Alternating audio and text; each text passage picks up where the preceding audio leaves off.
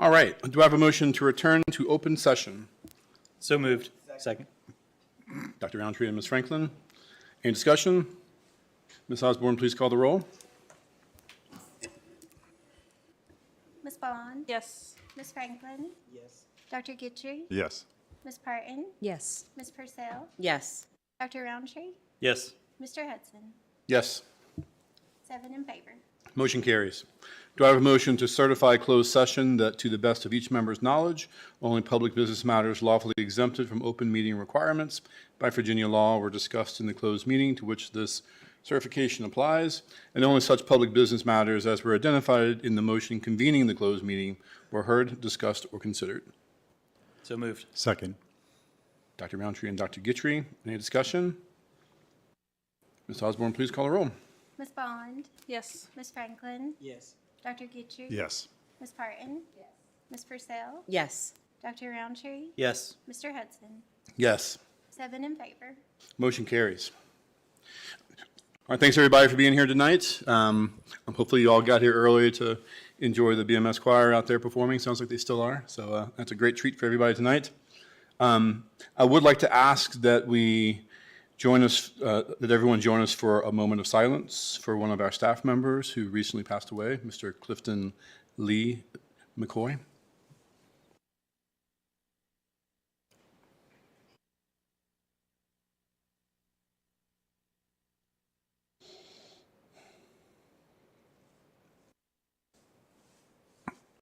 Okay, great, thank you. Next up is our MCPS mission and belief statements. Our student representatives tonight are Mallory Akers from Auburn High School and Marina Lee from Blacksburg High School. Will you please read our mission and belief statements?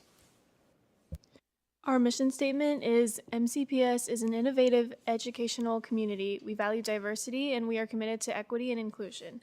MCPS empowers learners to realize success in an ever-changing global society through collaboration with communities, families, staff, and students. MCPS provides a safe, engaging learning environment and intentional exposure to positive social, emotional, and academic experiences. Our beliefs are all students can learn in order to pursue their dreams. Schools are safe places of joy, wonder, and creativity. Every person deserves to be loved, valued, and respected. Kindness is an essential skill of responsible, productive community member. The diversity of our community is one of our greatest strengths. All people deserve equitable access to opportunities and resources. Every child deserves an advocate. Honoring the voices of students and other stakeholders strengthens the school's community. Open communication and feedback are vital to our growth. Learning and teaching are collective efforts that begin at birth and involve the entire community. Relationship building and high expectations are foundational to a student's success. Okay, great, thank you both. Our next item of business is student representative reports. Mallory, do you have a report from Auburn High School? Yes. So far for our fall sports, there's 5 sports that are in the fall that we have, and 3 of them won the state championships this year, which were golf, cross country, and volleyball. The girls volleyball team, I was there at the game, and the environment was loud, supportive. Everybody was very interested in what was going on. It was a very good game to watch. They won in 3 sets, and Gretchen Surface was the winning kill of the game. After watching JV's girl basketball game, they are a team full of 8th graders. And so far, from watching that game, I feel like they are going to have a super successful season, and that in the future, whenever they grow and build together, they will be a really tough competition for the other teams. Indoor track has over 50 participants. Our Heritage Club had a successful night to honor veterans, and there were over 50 pictures of veterans that went back to like the Vietnam War to now. This Thursday is a choir concert, and then the band concert is on the 11th. The Student Leadership Council, they created the 12 Days of Holiday, and that is just encouraging school spirit. And all the days leading up to Christmas, we have something that we're doing every day in the school. Like today, we were to wear like holiday socks, and then I think tomorrow is to wear green for the Grinch. And yeah. Okay, great, thank you. And Marina, do you have a report from Blacksburg High School? Yes. So last month, our girls and boys cross country and our golf team all won their Class 4 state championships. Our theater one-act team won both the sub and super region and will compete for the state championship this Saturday at Piedmont Valley Community College. In the Fine Arts Department, the band will hold their winter concert on Monday, December 16th at 7, and the choir will hold its magical performance on Saturday, December 7th, and their winter concert Tuesday, December 10th at 7. In the Drama Department, will be performing Puffs on December 13th at 7, 14th at 2 and 7, and then 15th at 2 for the community. School counseling will hold a FAFSA workshop for seniors and their parents after school on December 10th in the library. And then with winter sports underway, the girls basketball team had their first game last night against Floyd, and the boys team has their first game Friday night. The swim team is hosting their first home match tonight against CHS. Okay, great, thank you both. Next up, Dr. Barbara Wickham, our Assistant Superintendent of Curriculum and Instruction, will start our presentation for Seniors of the Month.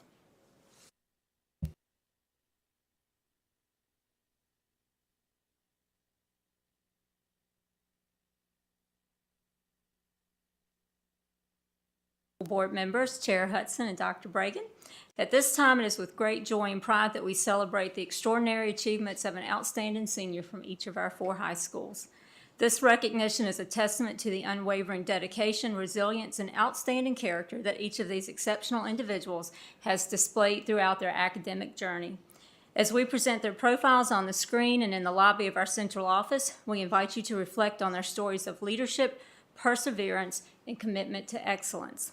Each senior's presentation offers a glimpse into their unique talents, passions, and aspirations. You'll hear heartfelt quotes from the teachers and administrators who nominated them for this recognition. These exceptional students represent the best of our educational community and also reflect the nurturing, guidance, and support of our families and our educators. Each school administrator will come forward to present in the following order: David Hurd, Principal of Auburn High School; Chris Stewart, Principal at Blacksburg High; and Todd Lewis, Principal of Eastmont High School. Our Christiansburg High School senior will be recognized at our January meeting. Mr. Hurd.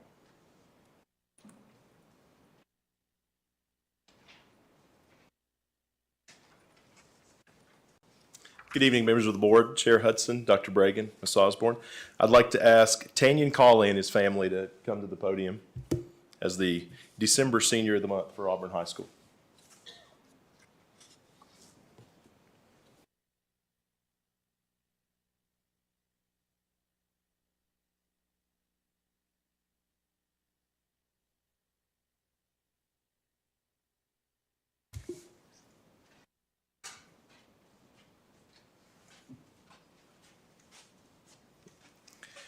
The December Senior of the Month for Auburn High School is Tanyan Cawley. Tanyan has been a great student at AHS during his time here and has demonstrated character in everything he does. Even though he's accomplished much, Tanyan always remains humble and kind. He has shined in interscholastic academic competition and received academic and leadership honors. A teacher wrote about Tanyan. Tanyan Cawley is an exceptional young man who is well-disciplined and eager to learn. His skill in mathematics is outstanding. Tanyan has completed all of his mathematics courses offered at Auburn High School. In each of these courses, he's demonstrated a high level of intelligence and analytical skill. Tanyan has made contributions in both group activities as well as class discussions. His level of participation and preparedness always goes beyond what is expected. This dedication is also seen in his involvement in the community service activities through National Beta Club. Tanyan will continue to excel due to these outstanding traits. Tanyan plans to attend Radford University and pursue a career in cybersecurity once he graduates from Auburn High School. So congratulations, Tanyan Cawley.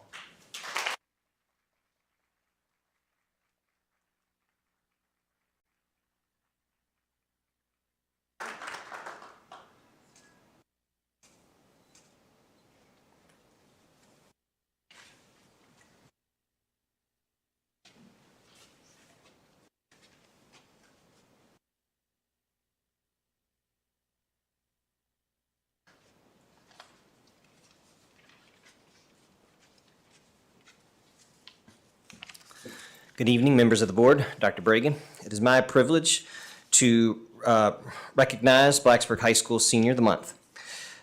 Tonight, I'd like to recognize Abigail Schnitz as the December Senior of the Month for Blacksburg High School. I'd like to invite Abigail and her family to please come up and join me.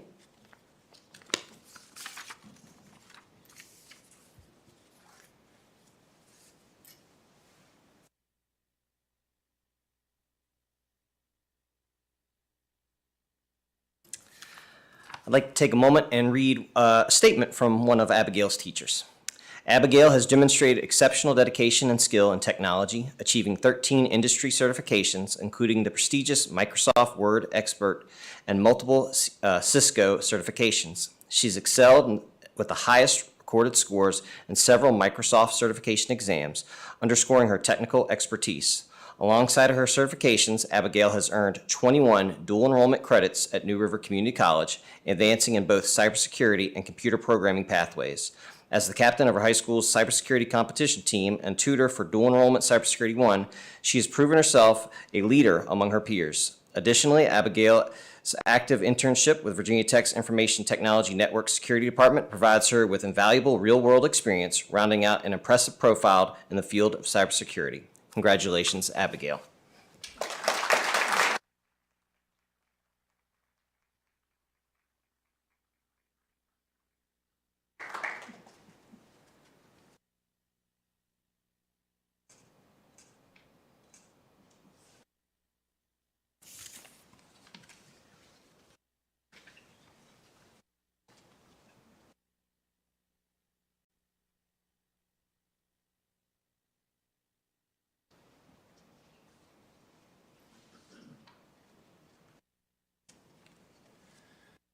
Good evening, members of the school board and Dr. Bragan. It's an honor to be here this evening to recognize the Eastern Montgomery High School Senior of the Month for December, Kaylee Williams. Kaylee's here with her grandmother, and I ask them to come forward at this time.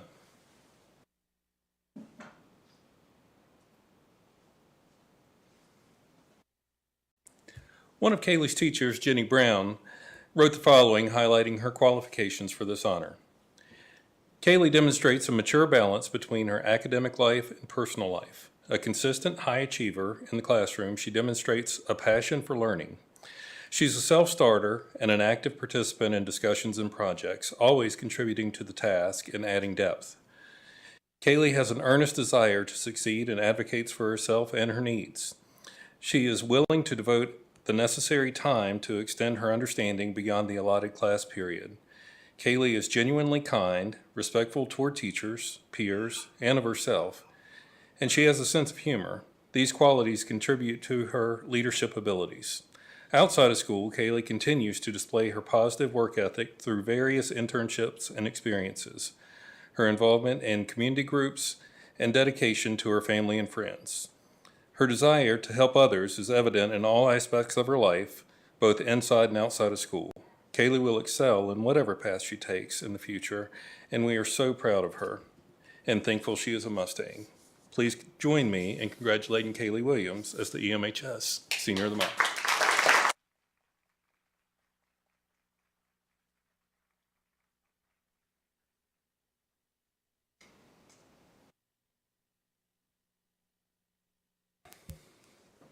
All right, great. Thank you all.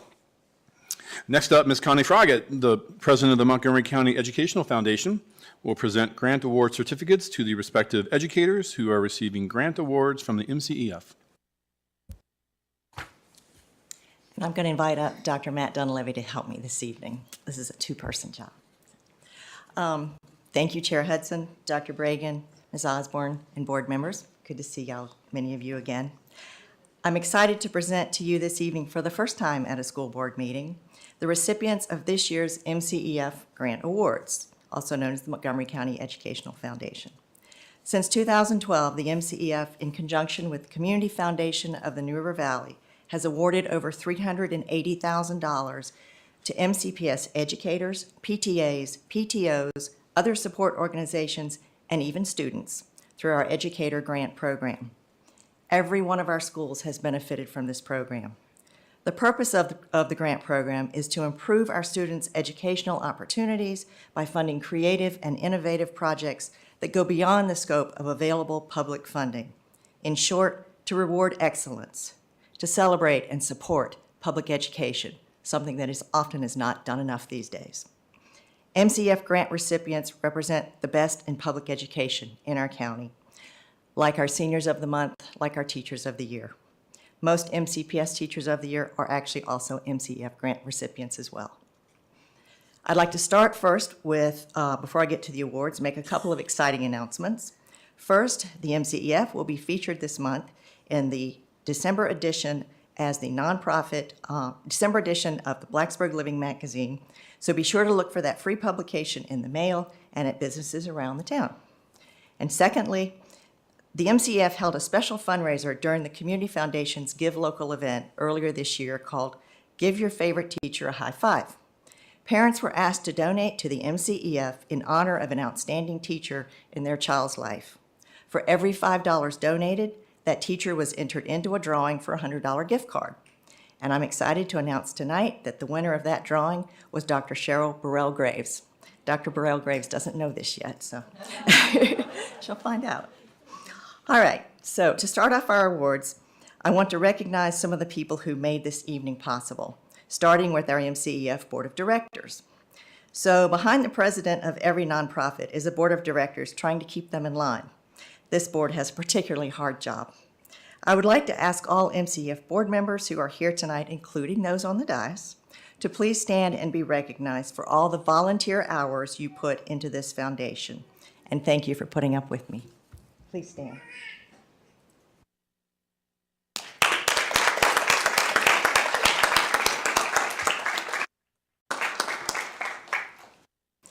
I also want to recognize our principals who are here tonight for the support they have given to these grant recipients and all of the educators and staff in their buildings.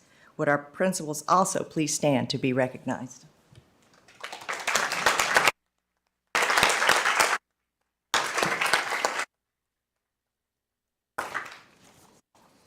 Okay, and now to our sponsors and our grant recipients. Awards require funds, and the MCEF is fortunate to have so many loyal donors and grant sponsors. I will call up sponsors first, and then each grant recipient. I ask that our grant recipients, once you receive your certificate, line up across here, kind of the way we do for Teachers of the Year. And the audience can actually hold your applause to the end, and we will have a brief opportunity for pictures with everyone up here. And then after the celebration, during the break, we're going to go downstairs and do a group picture of everyone in front of the Christmas tree. And hopefully, if the board has the opportunity during their break to come down, we hope you will join us. All right, so I would like to begin by calling up Jessica Wergau. Jessica is the Executive Director of the Community Foundation of the New River Valley. We've enjoyed a wonderful partnership with them since our refounding, I should say, not our inception in 2012. And the list of grants you're about to hear about all came from funds provided either through one of our two endowments or from two funds that they manage that were kind enough to also grant awards to our educators. So awardees, as I call your name, please come up. Dr. Dunleavy will give you your certificate and you'll have the opportunity to meet your sponsor. We think it's important that our donors and our recipients get to meet each other so that they see what they've done, they hear what the great things they're doing and learn about them. So I'd like to start with Kathy Wilson-Klatka from Eastern Montgomery High School. Kathy is receiving an award for the Walking Club, which is an after-school club at EMHS, and she wanted to expand their experience by purchasing some additional sports equipment so they can do more than just walking after school. And this award, as well as the next one that I'm announcing, come from the Shirley Van Dresser Guidance Fund. The other recipient is Trio Springer from Gilbert Lincoln Elementary School. Trio is going to purchase 4th and 5th grade hygiene kits for her students, as well as a locking cabinet to keep things safe in the health office. Next, I would like to move on to another fund managed by the Community Foundation. This is the Walking With Fund. The first recipient is Leslie Hunter from Prices Fork Elementary School. Leslie will be purchasing books and incentives for their school-wide reading program that allows kids to take home a book and an incentive and a bookmark to read at home and share with their family. And then Tanley Bodwine from Shawsville Middle School. She will be purchasing a tablet-based a PBIS program, incentives for a PBIS program that the PBIS group at their school is sponsoring. So this will incentivize students for good behavior. All right, so I'm going to move on to one of the MCEF funds. These next two grants come from our endowment fund. First, I would like to recognize Tammy Heft, and standing in for her tonight is David Hurd from Auburn High School. She will be using the funds to help her students attend the VHSL Student Leadership Conference and competitions this year. And the other recipient from this fund is Lena Martz from Shawsville Middle School. She will be using her grant to cover expenses for the Future Business Leaders of America Conference and competition for her students. Our next award does come from an MCEF fund, but it is named in honor of a former MCPS teacher who died tragically very young. This is the Bonnie Kitts Memorial Grant, and tonight it is going to Joni King from Christiansburg Middle School. Joni is going to purchase all the equipment to raise trout in her classroom. She didn't say anything about fishing, sorry. And then the last grant from the Community Foundation I'd like to recognize. This is the Phyllis Albritton Honorary Grant. Phyllis, of course, was a former school board member and one of the board members who helped refound this foundation in 2010, 2011. And this one goes to Miranda Martin from Eastern Montgomery Elementary School. I might add Miranda was our top scoring grant this year. Miranda is going to create what's called a Zen Den for elementary school students who need a place to go and chill or whatever, because even our younger ones sometimes need that extra support. So these are all of our grants that have been funded by Community Foundation funds. And thank you, Jessica, for being with us. All right, I'm going to move on next to grants coming from the Corning Incorporated Foundation. If Rachel is here. Are you here, Rachel? Yes, wonderful. So we have a representative from the Corning Incorporated. She's actually from our local Corning plant, Director of HR. These funds come from the Corning Incorporated Foundation. They offer a grant program which we've been extremely fortunate to receive now for nearly a decade. And we received our highest award ever this year, which allowed us to fund 5 grants. And we actually increased our amount this year for the first time. We'd been doing $1,000 maximum. We increased that to $2,000. So a lot of what you're seeing today are $2,000 grants. The first one goes to Erin Thompson, who is representing the Bellevue Elementary School PTA. This is a science-based reading teacher resources library to provide additional resources in terminology in the new science-based curriculum.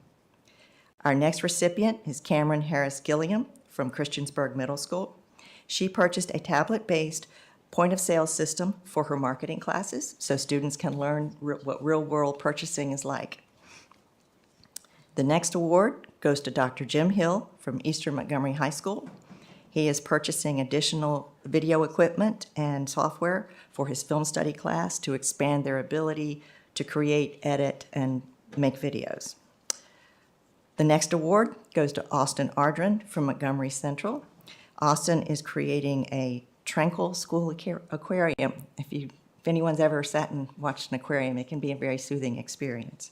So that is what he's creating for his school. And our last recipient is rather unique. She is one of 4 students to ever receive an MCF grant.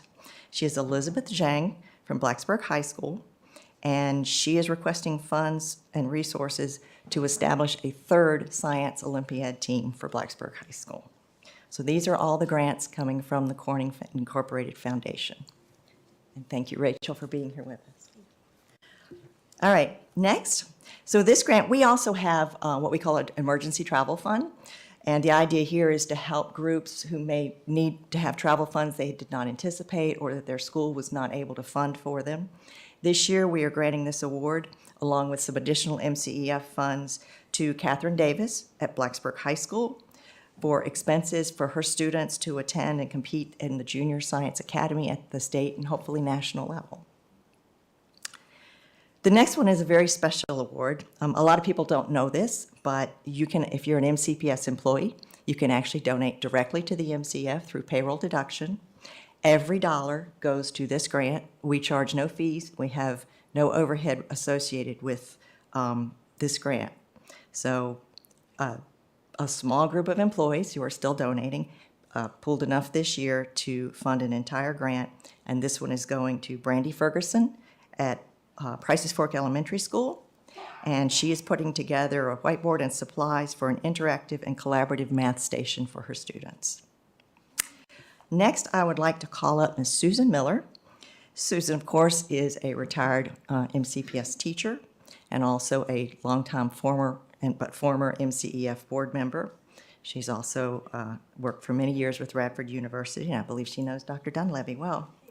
And every year she always sponsors a grant for us, even though she's not on our board anymore, and we greatly appreciate it. Her award this year goes to Jamie Hutchinson at Auburn Elementary School to purchase supplies in order to integrate art into daily classroom lessons, which will provide a more interactive and hopefully stimulating way of learning the daily lessons outside of art class. All right, the next set of awards actually come from my husband and me. He would have been here tonight, but he's home really sick, and you really didn't want him here, trust me. I often joke, if you've been to any of these awards before, people tell you to put your money where your mouth is. I put my husband's money where my mouth is. That's why he really should be here. But we have an endowment for the MCEF, and we also donate directly, and these grants all come from those funds. The first one goes to Hannah Hill at Blacksburg Middle School. Hannah is going to purchase journaling supplies, not only to help her students improve their writing skills, but to allow them to journal about those things that might affect their mental health. And so it's an opportunity to both address mental health and writing at the same time. The next award goes to a two-time previous recipient, Candace Johnston from Christiansburg Primary School. And Candace is going to use her funds to purchase kindergarten sensory bins. These are little bins that they can sit down and have manipulatives and things in it that they can do to use all of their senses in learning on their own. The next award goes to Marcy Repass from Prices Fork Elementary School. Marcy wants to do a choice-based art curriculum where her students actually get to help design the curriculum and their own art projects. And lastly, under this category, this is a collaborative effort between Dr. Robert Johnson at Blacksburg Middle School and Ms. Gina Chandler representing the Alpha Kappa Alpha sorority. They are teaming together to form a mentorship program that will teach young middle schoolers leadership skills. So moving on to a similar group of grants, these are actually funded by the Intuitive Foundation.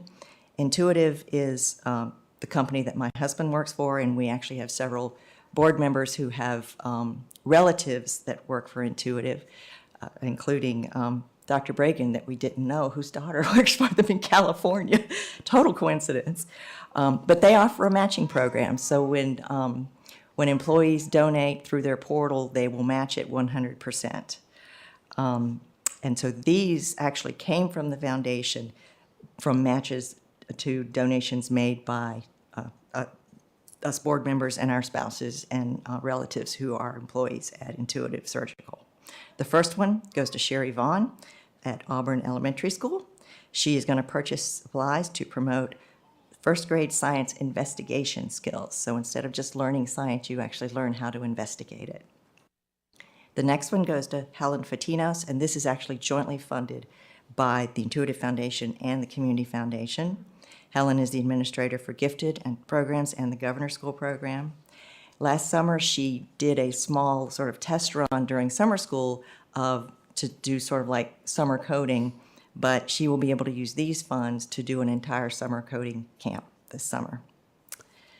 The next person I'd like to recognize, and if Alex Lucas is here from member one, did Alex make it? Come on up, Alex. So this is a little bit of a surprise for this grant recipient. She's getting two checks tonight. One is the grant she applied for to us.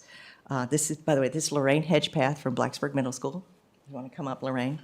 So she's not only receiving the grant from us, which was to fund autonomous robot STEAM kits, but she also secured a donation from Member One Credit Union to purchase breakout boxes. So she actually gets 2 checks tonight, and we want to thank Member One for stepping up to provide additional supplies and I should also point out, Lorraine is a 3-time previous MCF grant recipient. So I won't say I saved the best for last, they're all wonderful, but I saved a really special one for last. If Lynn Margheim is here, Lynn, did you make it? Yes, I thought so. So this is Lynn Margheim. She was the wife of Dr. Dale Margheim, who passed away earlier this year, a longtime MCPS employee, principal, and leader. One of the things we do in our grant committee is we have to take the money and the sponsors and match it with the grants. And we do the best we can because we're not a donor-advised fund. So we do this, and we try to match well what the donors would like to see funded. This one, we didn't realize just how well we did on it, and let me explain why. So our recipient is Lee Bortz from Eastern Montgomery Elementary School. Her request was to buy books to expand students' vocabulary in the new science curriculum. When she got her email and acceptance, we received this back from her, and I'd like to read it to you, and she doesn't know I'm doing this either, so sorry, Lee. It is with great appreciation and warm regards that I accept funds to fulfill my grant, Building Vocabulary with Science Content Reading, with funding from the Dr. Dale Margheim Memorial. Dr. Margheim hired me as a new teacher just out of student teaching. My first job was as a long-term special education substitute at Shawsville Elementary School, as I had graduated in December 1998 and just moved to Montgomery County from Richmond, Virginia. He then hired me on as a full-time teacher, and the following year, and I have been with Montgomery County ever since.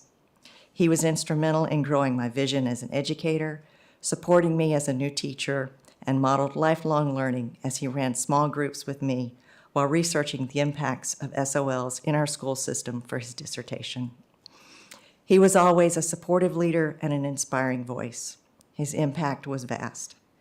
I am beyond humbled to be the first recipient of this grant. Thank you, Lee. Stories like that and the outstanding educators and student in front of you now are the reason we, the volunteers of the MCEF, do what we do. Thank you for giving us this opportunity to share these awards with you, and congratulations to all of our 2024 grant recipients.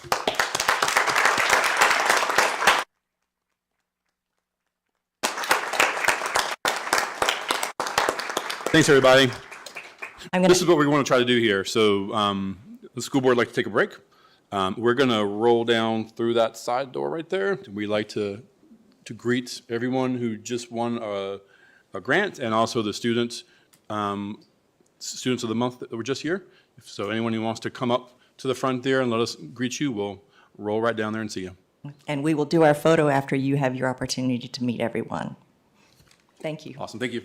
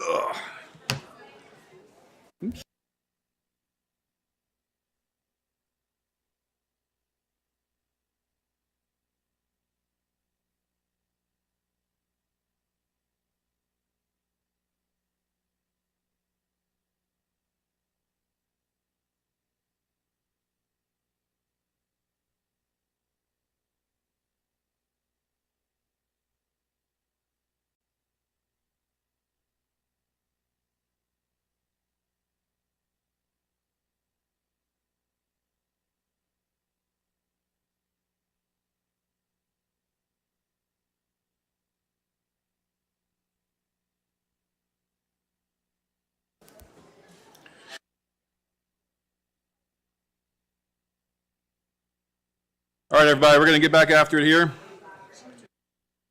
It's definitely my favorite part of our meetings, is getting the opportunity to come down there and greet folks, and especially when we have such a awesome collection of people at our meetings. So that's a good tradition we started. Let's keep that one going. All right, our next agenda item is public address. We welcome the opportunity to hear from students, parents, employees, and community members about education matters in this community. As a reminder, the board sets aside 30 minutes to start our public address. We have the option to extend in 30-minute increments, which Ms. Osborne will remind us of. If there are additional speakers after 90 minutes, the board will continue with their business meeting and hold one additional 30-minute session at the end of the business meeting. The clock continues through applause and disruptions. The more disruptions there are, the fewer speakers who get to address the board. I'll call each speaker up by name in the order that they signed up. Each speaker will have 3 minutes to address the board. The board does not respond to speakers during public address. The screens will show when the speaker has 30 seconds remaining and when time is up. Please state your name and the area of the county you live in. And the first speaker tonight is Kelly Brennan.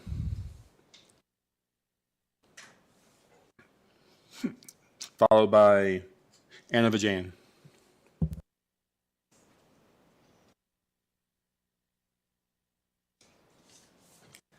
Good evening. My name is Kelly Brennan, and I live in Reiner. I'm here tonight to revisit the talked about hate speech policy.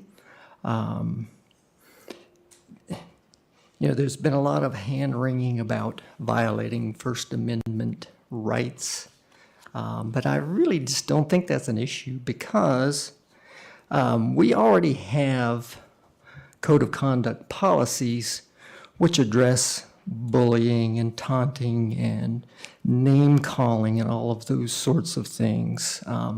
The only thing really lacking in that policy is using the word racial slur.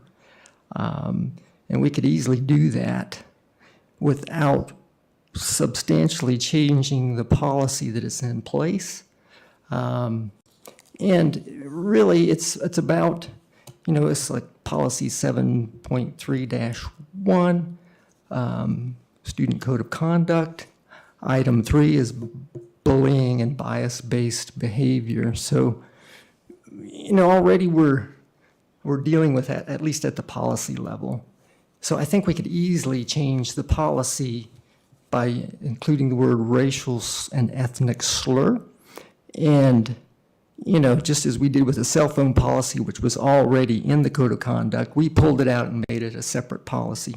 We could do the same thing with item 3, just to emphasize the importance of the way we treat each other. And that's what this is really about.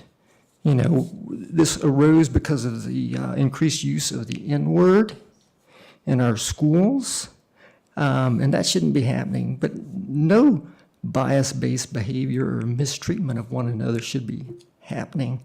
So again, if we just attend this straightforward manner, it's a very simple thing, and we could have this policy in place by January.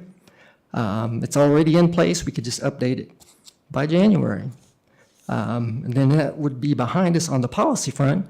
But of course, there's the actual difficulty of implementing policies, which we know exists. And that's something that we're working on with the pilot programs at some of the schools. So I think let's just get this hate speech policy, and we don't have to call it that, on the books, emphasize it, and move forward with addressing the behavior issues that are behind that.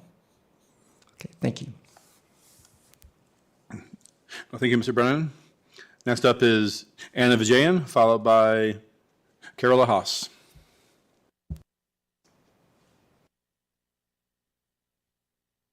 Hi, my name is Anna Vijayan. I live in District A, and I'm the Vice Chair of the Gifted Advisory Committee.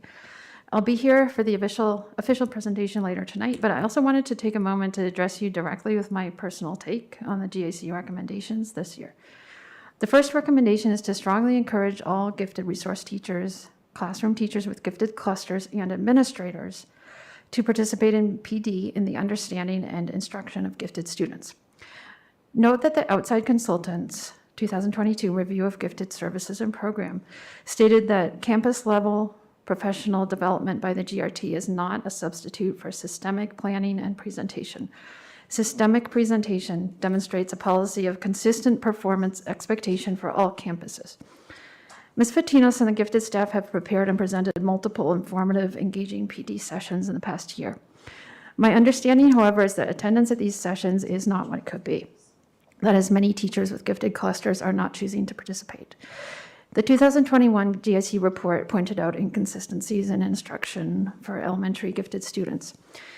In my opinion, all elementary and middle school classroom teachers who have gifted students in their classroom should be required to participate in at least one PD session with gifted staff. It's that important that these teachers understand gifted students and their needs. Please find a way to ensure that all classroom teachers who teach gifted students participate in PD that gives them the baseline knowledge they need to truly understand and engage these students. The second recommendation, in short, we still need more gifted staff. I truly appreciate you restoring a gifted resource teacher position this year. However, the outside consultants' 2016 report recommended that MCPS have one GRT at each elementary school for full-time services. We still have 2 GRTs splitting their time between multiple elementary schools this year, even with the additional staff. We now also have additional needs due to the implementation of the Discovery Program, which is an exciting new program designed to increase equity in the gifted identification process. Specifically, this program introduces all first graders to the types of thinking that they will need to engage in to demonstrate giftedness and be identified. Many students are not exposed to such different kinds of thinking outside of school, and this puts them at a disadvantage when it comes to identification. Currently, every first grade classroom is getting intervention through the Discovery Program once per month. But this is a stretch for gifted staff, and the program would be that much more effective if it could be expanded to grades K through 2, something that's being planned, and this can only happen if additional gifted staff are hired. Please make room in your budget for additional gifted staff to increase equity in both gifted services programming and the gifted identification process. Thank you. Thank you, Ms. Vijayan. Next up is Carola Haas.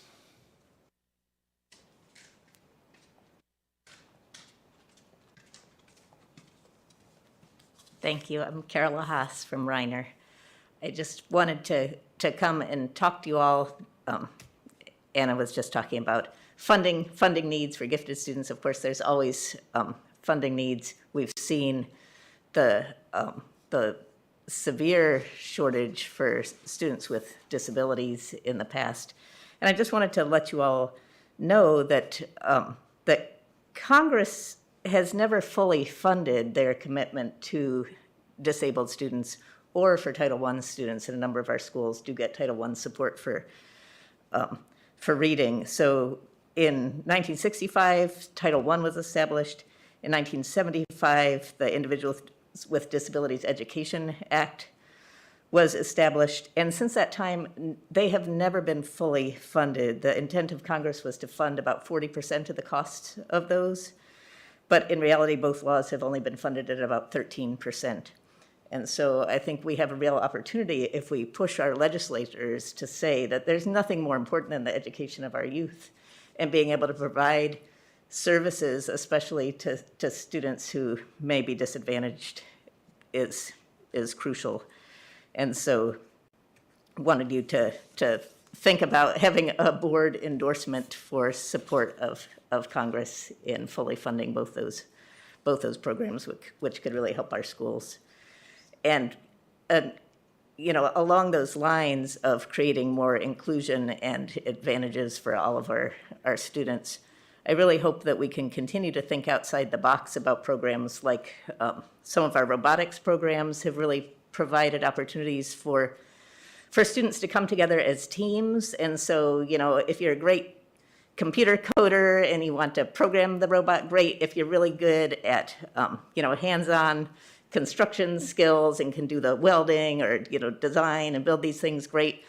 But if you just are good at social media and could promote and advertise and fundraise for your program, you know, you could be on the team too. So you don't have to be a coder to be an essential part of the robotics team. And I think we've had some of those organizations really create wonderful structures for our students to come together and really value the diverse skills that each group could bring, each individual could bring. And so I think anything that we can think about in terms of, you know, whether it would be school gardens where we're providing food that could be used in the cafeterias, or any kind of programs where we could see students collaborate more and, you know, come together with diverse sets of skills, I think could be really, really helpful in this sort of inclusion.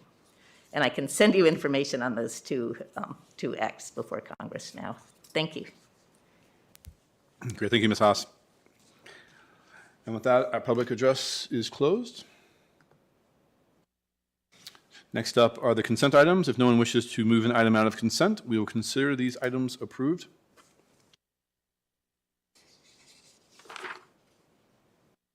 Okay. Seeing none, do I have a motion to acknowledge receipt of the financial summary report for October 2024? Second? Ms. Franklin and Ms. Purcell, any discussion? Ms. Osborne, please call the roll. Ms. Bond? Yes. Ms. Franklin? Yes. Dr. Guthrie? Yes. Ms. Parton? Yes. Ms. Purcell? Yes. Dr. Roundtree? Yes. Mr. Hudson? Yes. 7 in favor. Motion carries. Do I have a motion to approve the payment of the bills as presented? Second? Ms. Franklin and Ms. Bond, any discussion? Ms. Osborne, please call the roll. Ms. Bond?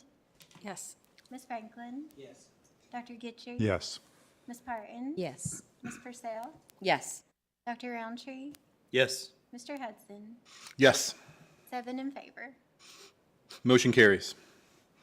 And now we're to our business meeting portion of the night. First up is the report from the superintendent. Thank you, Chair Hudson. I only have a few items.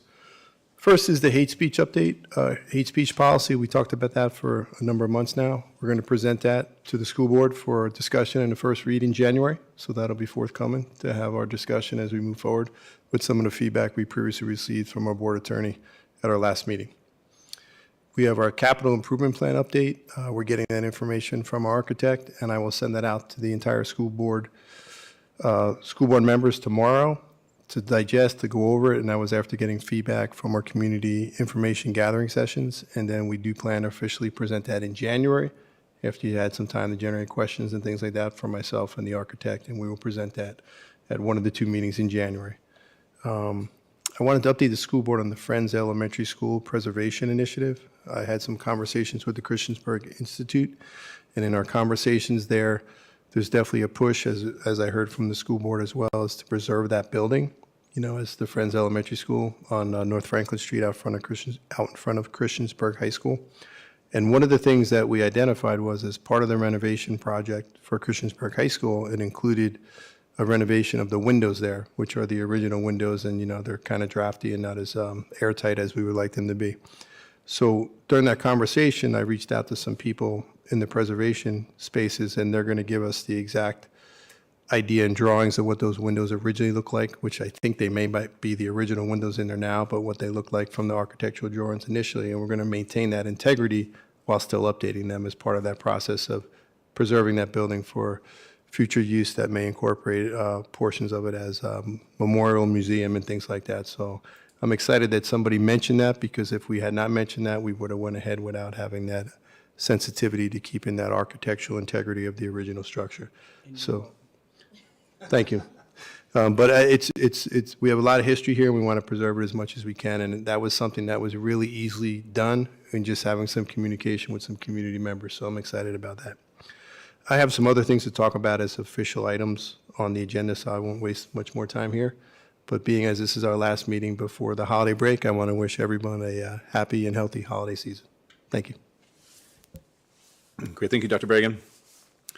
Next up, Jennifer McGee, Anna Avajayan, and Helen Fotinos will present the Gifted Advisory Committee's annual report.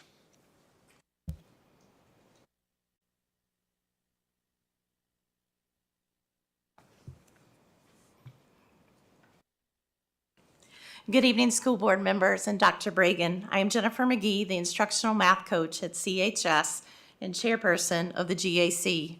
With me this evening is Anna Vajayan, vice chair of the GAC, and Helen Fotinos, administrator of the gifted program. It is my pleasure this evening to bring you the annual report from the GAC and review our recommendations. The GAC's scope of work for this year included reviewing the current gifted plan and proposing updates to the 2025-2030 plan. The first draft of the new gifted plan was submitted to the VDOE for technical review in October, and a draft of this plan will be submitted to the school board in April for review and approval. Recommended updates to the 2025-2030 plan include new program goals, simplification and clarification in wording, updates to the screening, referral, and identification procedures, clarification and communication procedures, and a standardization of the appeals procedure. These updates will be presented to the school board in April.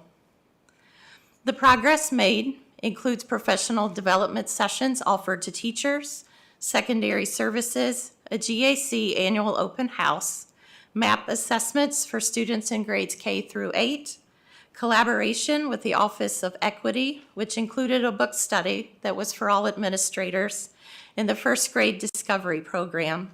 Every class has had at least 5 lessons, and there's been lots of positive feedback from students and teachers.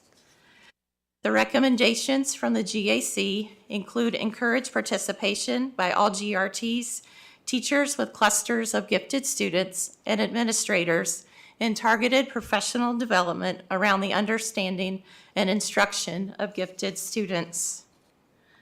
Additionally, the GAC recommends the restoration of an additional GRT position to support the department's equity goals. The table shown includes the total number of GRTs for each year and the total number of identified students. Please note the decrease in the average PTR from the additional position that was added for this school year. The first grade discovery program allows all students the opportunity to be exposed to critical and creative thinking exercises that are used in the gifted identification process. Additional gifted staff will allow for the expansion of the discovery program to students in grades K and 2nd grade. This will promote a more equitable representation of students identified for giftedness across socioeconomic groups. Mrs. Fotinos, Mrs. Vajayan, and myself are available for any questions that you may have. Great, thank you for that presentation. School board, any questions or comments? Who wants to start? I would just like to thank you all for your work and your tenacity of making sure this board is listening to you. So thank you. Thank you. Supporting all of our students is great. Dr. Roundtree? Yeah, thanks. And thank you all for the report. With the first grade discovery program, has there been any feedback on additional identification of students at that age, or? I'm going to let Mrs. Fotinos answer that question. Sorry, can you say that again? Is there any feedback on, with the addition of the first grade discovery program, have we been identifying students due to that program Do we have an increase from last year? So I don't have that data yet because we don't look at first graders till the spring. Okay. What we did do is a pre-assessment in September. So in the hopes of being able to capture some data, growth data, regardless of ID, like I would love to show, quantitatively that there is growth data. I do have qualitative data in that when I walk into a classroom, they go, "Oh, the brain lady's here." My most favorite part, though, is hearing from teachers. I can't believe my kids can think this way. I love watching my kids think this way. You have changed the way I'm talking to my kids. So I think qualitatively, we're making a difference. Most of us have been able to go into each first grade classroom 5 to 6 times since September. So I think, the second semester, doubling that is going to make a big difference just on how teachers see their children, how students see themselves. Will we see a big jump in ID at this point? I don't know. I will be back in April to let you know, though. Okay. All right, sounds good. Thanks. Great. Mr. Purcell? Ms. Bond? Ms. Barton? Yeah, so thank you guys so much for the information. Really excited for you expanding this program. Dr. Roundtree kind of touched on what I was going to ask about starting that discovery at the lower levels. Something that wasn't asked, though, is there something specific which you may know or may not know yet that you look for at that grade level that might incorporate into someone being thought of to be put into this program, or have you gotten to that point yet? We have test scores we look at. So MAP scores, we're looking at friends scoring in the top 10% of the nation. But Okay. then there's those non-tangibles, right? So for instance, you give a student a paper with some squiggles on it and you say, finish this drawing. A lot of times kids are going to draw separate drawings, but a student who's really thinking differently outside the box is going to connect those drawings together. Or there's just that little thing that looks different to them. We have kind of a rubric that we're looking for, did they expand it, using their words? Did they add humor to it? Did they, add some kind of architectural to it? So we do have something that we can quantify it, but when we sit together as a group and we look at each child with a portfolio and, a group of 10, 12, educated GRTs, you can kind of just pick them out. So it's not something I can point to and say, here are the 5 things on this checklist we're looking for. Necessarily, there's just that little sparkle in a kid. And what I like about what we're doing in first grade is that we're giving them those opportunities to show us their sparkles. Because a MAP test, not everybody's going to shine on that. Right. And, before we would go into a classroom 1 time, 2 times for maybe 30 minutes, here's this random lady, maybe you're having a bad day, maybe you weren't there because you're getting pulled for some other service. Now we're coming in twice a month. We're giving those kids that time to get to know us, to get to know what kind of thinking that we're looking for, and be able to have consistent sort of results instead of just this one and done or 2 times. Yeah, that's great. I'm glad to see it going down to that level too, because I know, or I've been told by some of the people in that department that at each level it's different. It is. To try to pick it out, and someone may start there, but then they may not always finish there. So you guys are so good at what you do, and for giving the teachers what they need to be looking for to help you guys out with that. So Right. I'm just excited too. It helps everyone. You may not require gifted services to be successful, but this kind of critical and creative thinking skills are great for all students. So I'm excited to just provide that for every student and for every teacher. great, I am too. Thank you guys so much. Dr. Guidry? Yeah.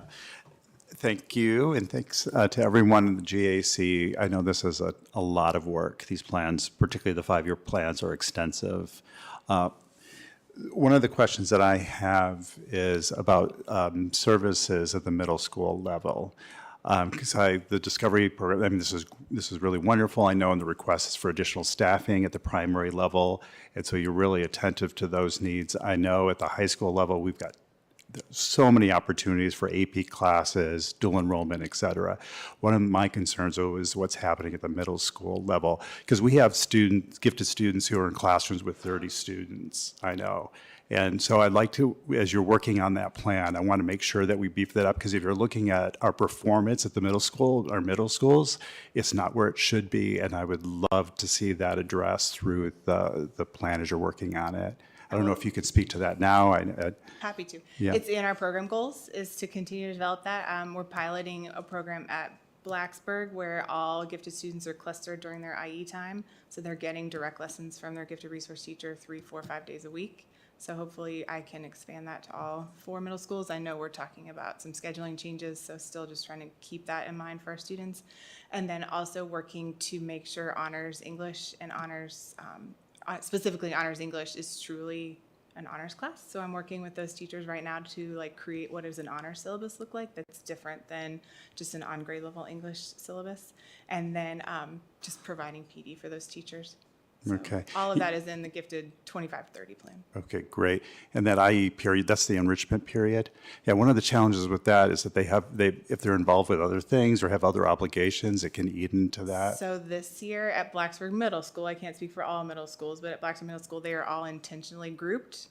And so everyone's going to where they need for their academic enrichment or intervention during that time. And so then our GRTs are able to push lessons to those teachers, or they're pulling the students to their classrooms. So it's 25 minutes, but it's 25 minutes they didn't have before. Yeah. Consistent, so. I'd love to see more attention at the middle school level. Yeah. Yeah, in addition to that, I mean, they think that's great, but I just don't think that's enough for our students. If you give me more GRTs, I'll give you more service. How about that? Okay, thank Wheeling you. and dealing on the side. Thank you.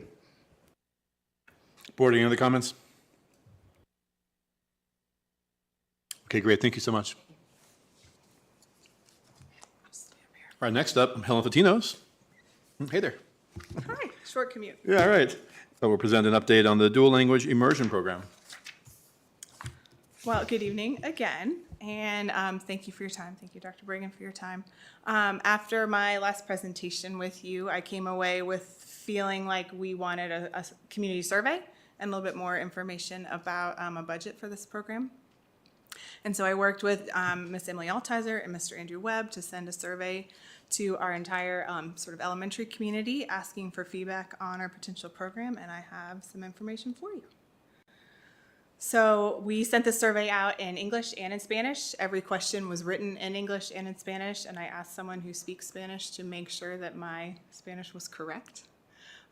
So they didn't have to use any kind of translator to access the survey, which I felt like was really important. So everyone that spoke English or Spanish had direct access to that, and then anyone who spoke another language, Google Translate would translate that for them. This was sent to all elementary families. Mrs. Altizer and I also went to the English class that's held twice a week at the YMCA and directly presented to those Spanish-speaking families.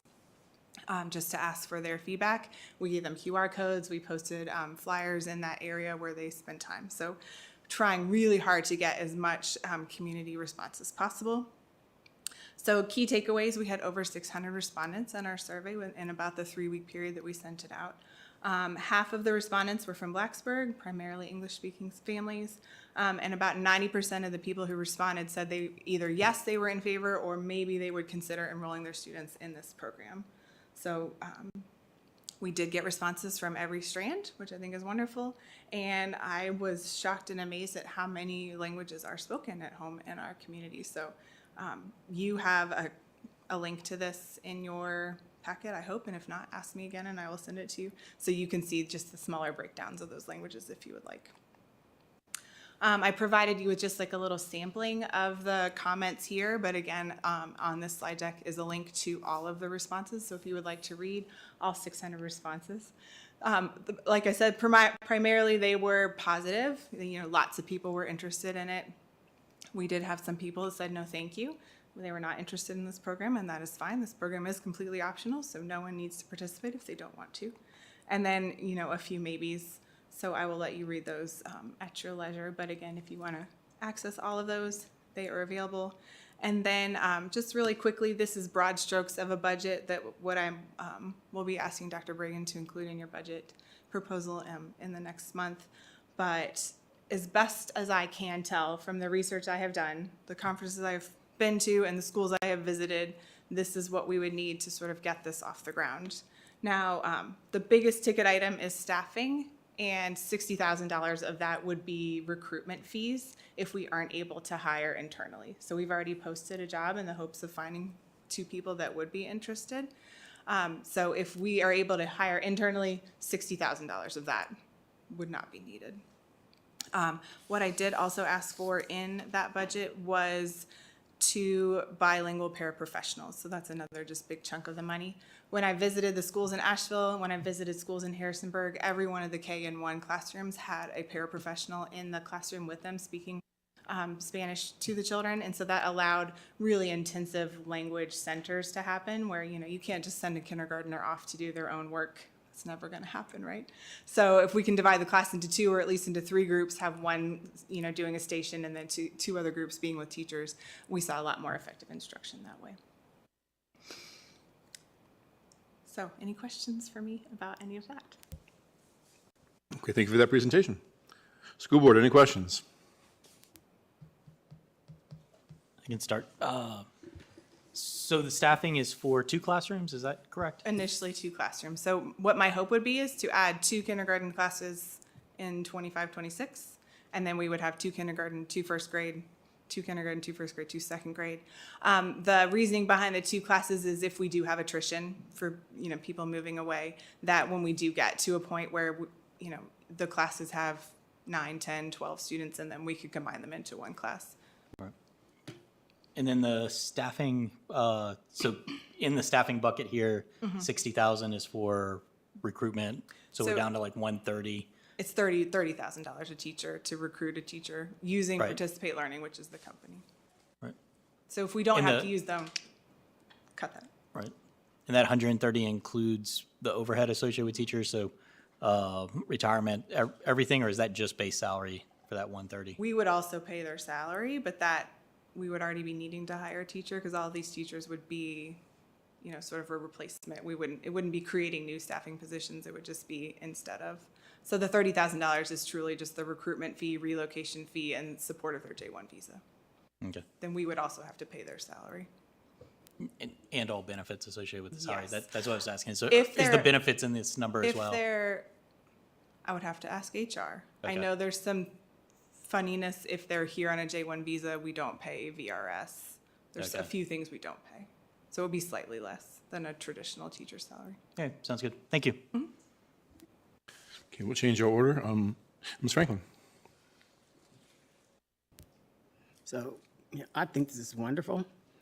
But I have to say, with a couple of people that I have had conversations with, don't understand the value, Sure.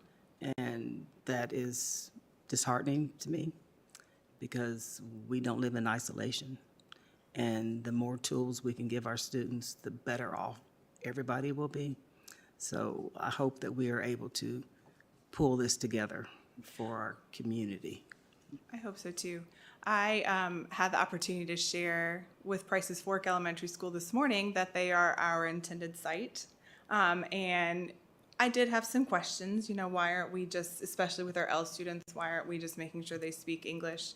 And so I did have the opportunity to share with them a little bit about what this does for all students, our L students and our English speaking students, our special ed students, our gen ed, our gifted students. Like, this is a good program for all students. And so I'm glad to hear that you're also sharing that with our community. I think it's just going to take a minute. And, I think in 3 or 4 years when people see how successful these students are compared to their other classmates, how much higher their testing data is than their other classmates, how much more engaged these are, I think the momentum will build, but we just have to be patient. Yeah, and these students are going to be talking to their friends, and they're going to want to, how do you say that? Right, what does that Right, mean? exactly. Yeah, so. When I was in Asheville, we met with some middle school students, and they were like, it's like our secret club. If we don't want other friends to know we're talking about them, we talk about them in Spanish. I was like, well, friends, let's not talk about each other. But it is. It's a superpower to be bilingual. So, Dr. Guidry. Thank you so much. So you've already selected the school. yeah. Well, pending If everyone's it's support, approved. we felt like Price's Fork, all the research and digging that I've done, that for our first site, Price's Yeah. Fork will be the best site. And then, within 5 years, it would be my goal for every strand to have one of these sites. Okay. Is that where you got the strongest community feedback in favor? Yes, and the highest amount of Spanish-speaking families. Okay. I saw in one of the comments that there was a question of like students from other schools being able to attend. Can you address that issue? I would love to see that Price's Fork fills both of these classrooms, right? Because then they're believing in what's happening in their school. I do not know if that will be possible. So if there are 2 classes and we don't have seats filled, we would certainly open it up to any community members. We would have to work on, what are our requirements? Are you providing transportation? Do we have to have some kind of like good attendance requirements? The same we would have if anyone was transferring to another school. I would love to see 2 full classes of excited, engaged students that want to be there. I hope we have too many. I hope 60 people want to do it and we have to have a lottery system. So, But yes, I think Dr. Bragan and I are open to anyone from the community participating as long as we're giving preference to Price's Fork to start with because it is their school. Okay, great. And I guess the other question is, like, we've asked you for more information and you've done a lot of research, and I know that this took a lot of effort, so thank you very much for doing that. So what I'm hearing is that the administration really thinks this is feasible, we should do it, that this should not be there shouldn't be a budgetary issue, that this makes sense for the district. Yes. Is that the message that I'm getting here? I can't speak for the district, but I can speak for the superintendent, and that our plan was to present this tonight as Ms. Fotinas did a lot of the research for Tinos, and to include that in our budget request that's going to come in the first meeting in January. So we would love to move ahead full steam, and I think the unofficial feedback that I saw from the school board was that y'all were in favor. So, the question becomes when we put it on the school budget and people are asking, well, why is this increase for $223,000? What is that for? And we explain it and y'all support it and we move forward and hopefully we get the monies that we asked for from the Board of Supervisors. And I'm excited about this, and I think we got a lot of momentum going in the right direction. And one of the other reasons that Price's Fork is an ideal school is for their large Latino population now, that this will not only serve the bilingual population, but we're servicing some of our ESL students' needs, and a bilingual program is the best way to meet their needs as well, if you can do it. Yeah, and what's the percentage of students that are Latinx in the school? About 12% of those 12%? students speak Spanish. Okay. Their primary language. Okay, great. Thank you. Ms. Pardon. I didn't have any questions, but thanks for all the research. You've done a lot of work and a lot of traveling, so I appreciate that. I may have more questions down the line, but what you're saying makes total sense, and I appreciate everything you're doing to move forward on this, so thank you. Ms. Bond.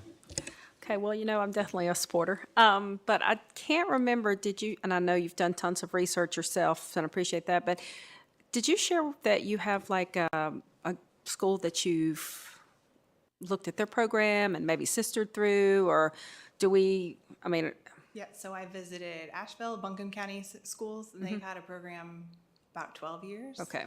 And we went to 4 different sites, 2 elementary schools and 2 middle schools, and saw sort of the whole gamut of what that looks like there. And then 2 weeks ago, we went to Harrisonburg City Schools. They have 11 elementary schools, and they all have sites at their schools. And we were able to see that program K-5, pre-K to 5 there. And then also they have a really unique middle school model where you can enroll in content in Spanish. So you can, your history class in 7th grade can be in English or in Spanish. So we were able to see that as well. Right. And the Buncombe County schools, they have what they call a 90-10 model. If you remember, I shared with you that like in kindergarten and 1st grade, they get almost all their instruction in Spanish, and then you sort of ease into English. In Harrisonburg City Schools, they do a 50-50 model, so half their days in English, half their days in Spanish. So we were able to kind of see the difference between those and talk to the teachers and what was working for them. It was interesting, the Harrisonburg schools said they really wish they had that 90-10 model, that they felt like that would be better for their students. And then I've also been able to be on the phone with Prince William County, Loudoun County, Fairfax County, Virginia Beach to talk to those directors and hear, what's working in their schools and what's not. So I really have talked to a lot of Virginia schools.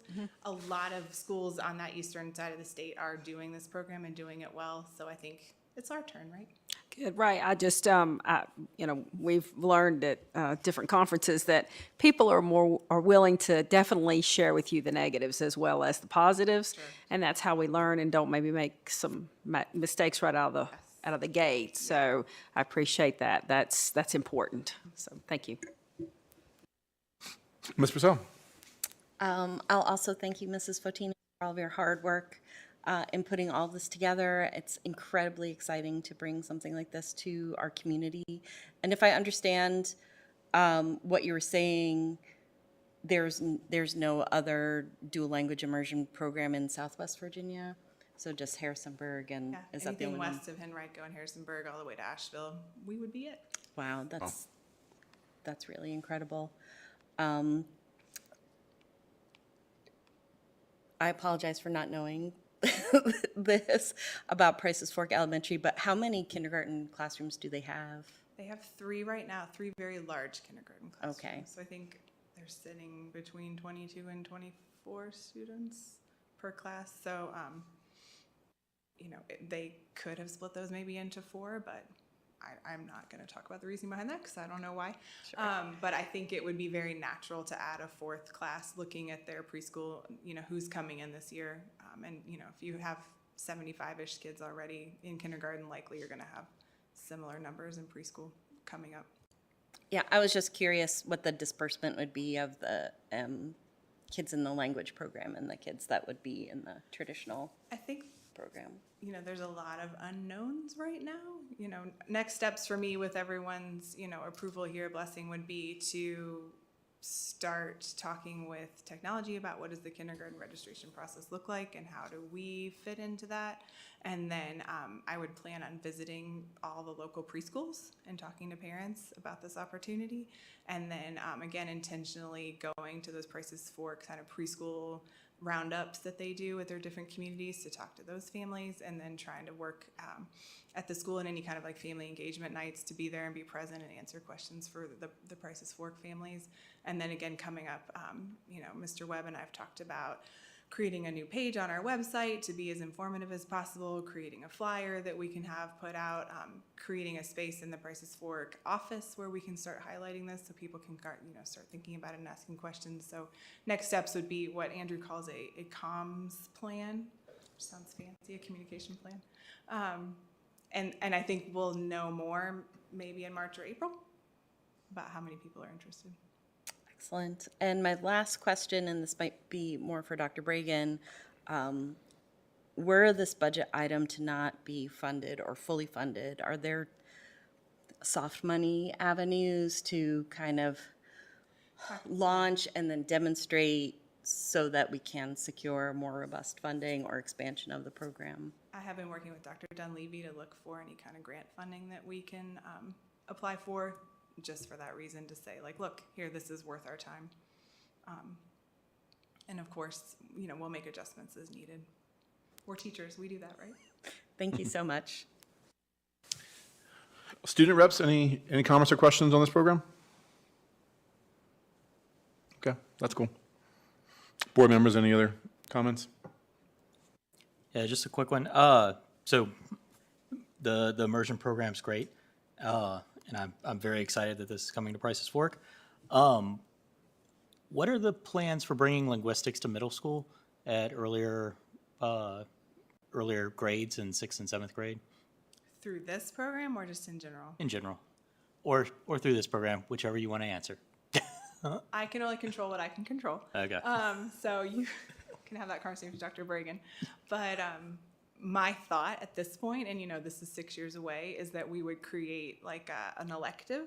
So just like band or art or, you know, robotics, students that have been in this program would get to choose, do they want to go to an elective every day to continue their language acquisition?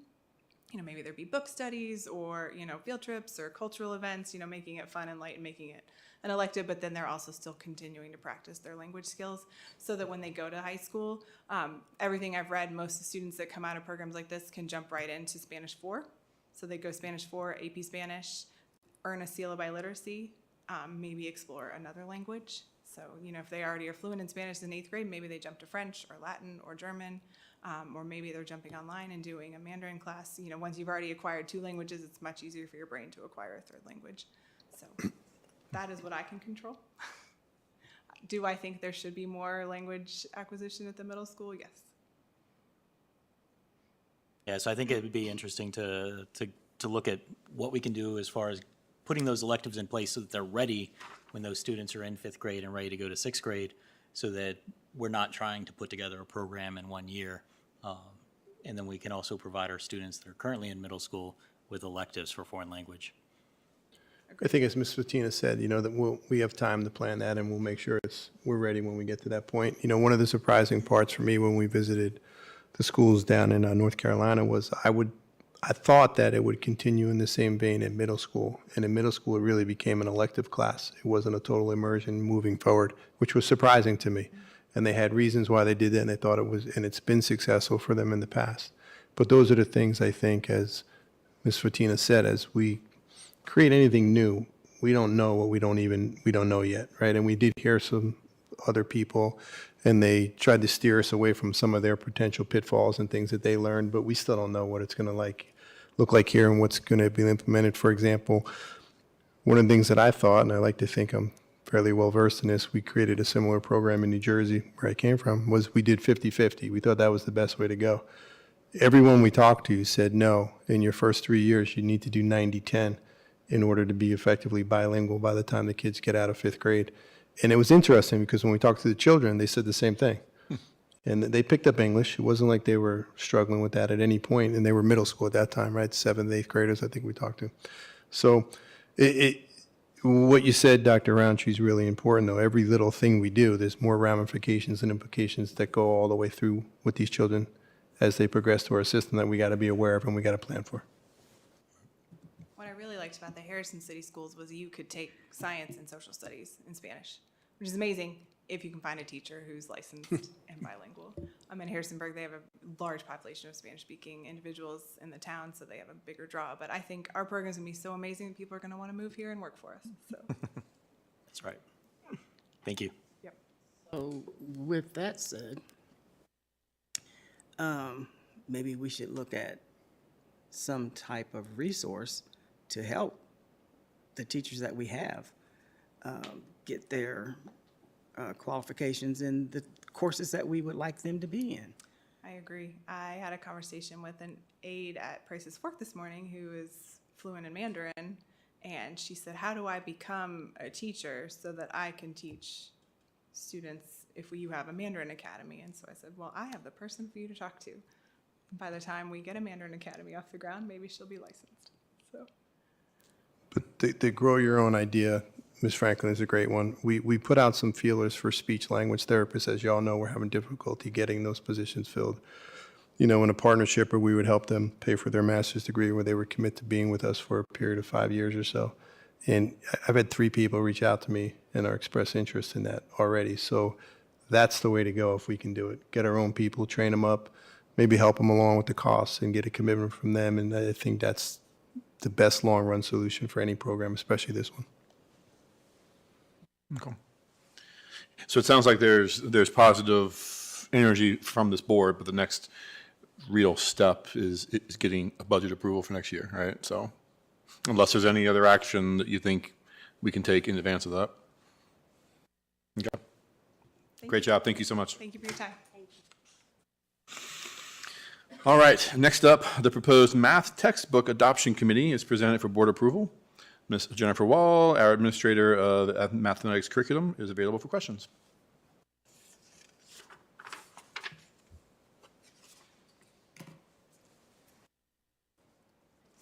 Good evening. Evening. Board, any questions on the committee? The committee recommendation?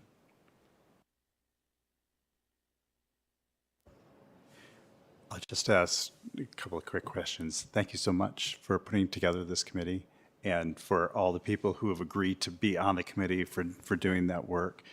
Just 2 really quick questions.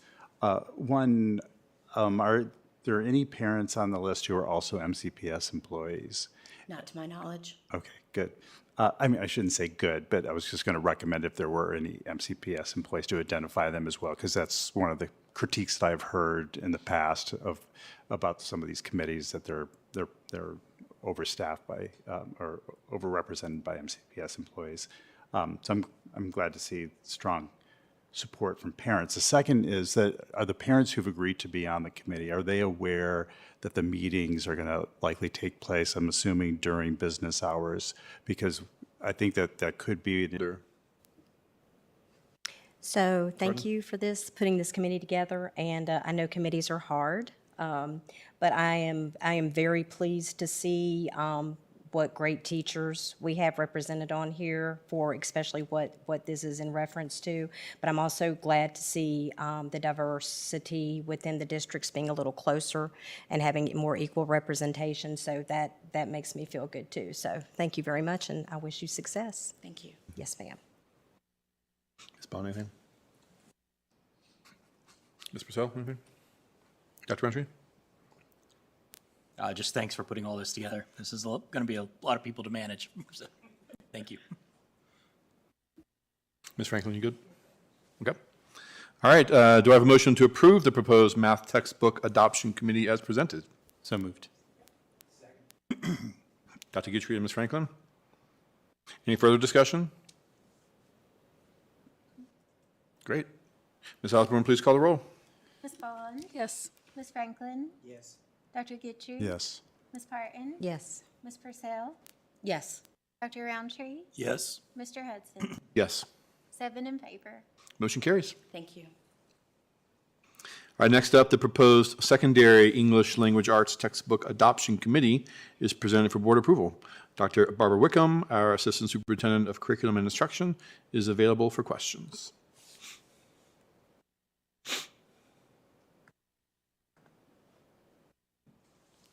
Hey there. Board, any questions?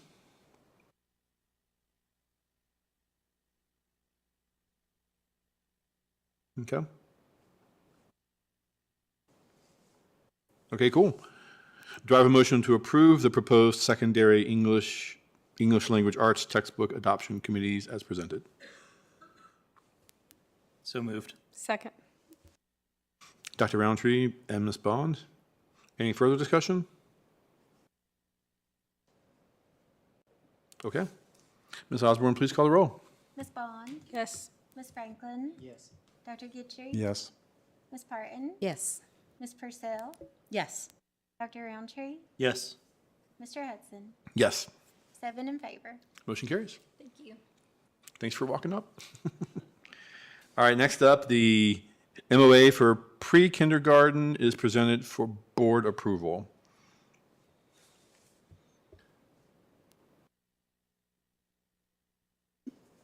Okay.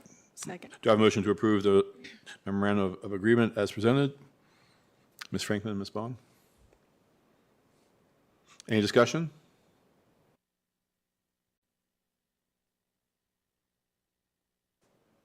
This is how we get things started. So, thank you.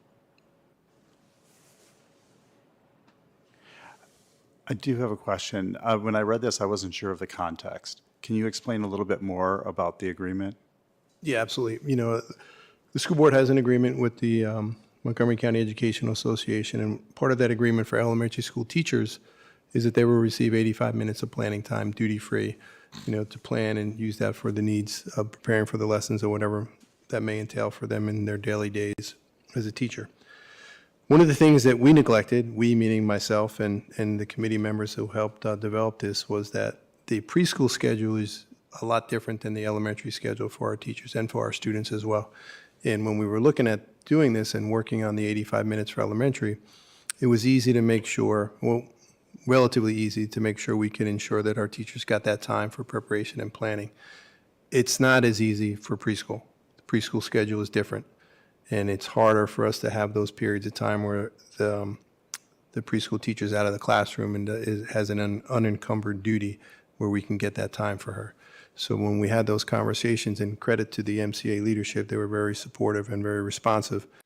And we said, well, we can't guarantee that because it's hard for us to cover the time and get, you know, the electives for preschool students are typically 30 minutes because they don't have the attention span to go for a 45-minute period like some of our other elementary school students. So the agreement we came up with was we will guarantee that the preschool teachers will get a 30-minute duty-free time for preparation and a 30-minute lunchtime.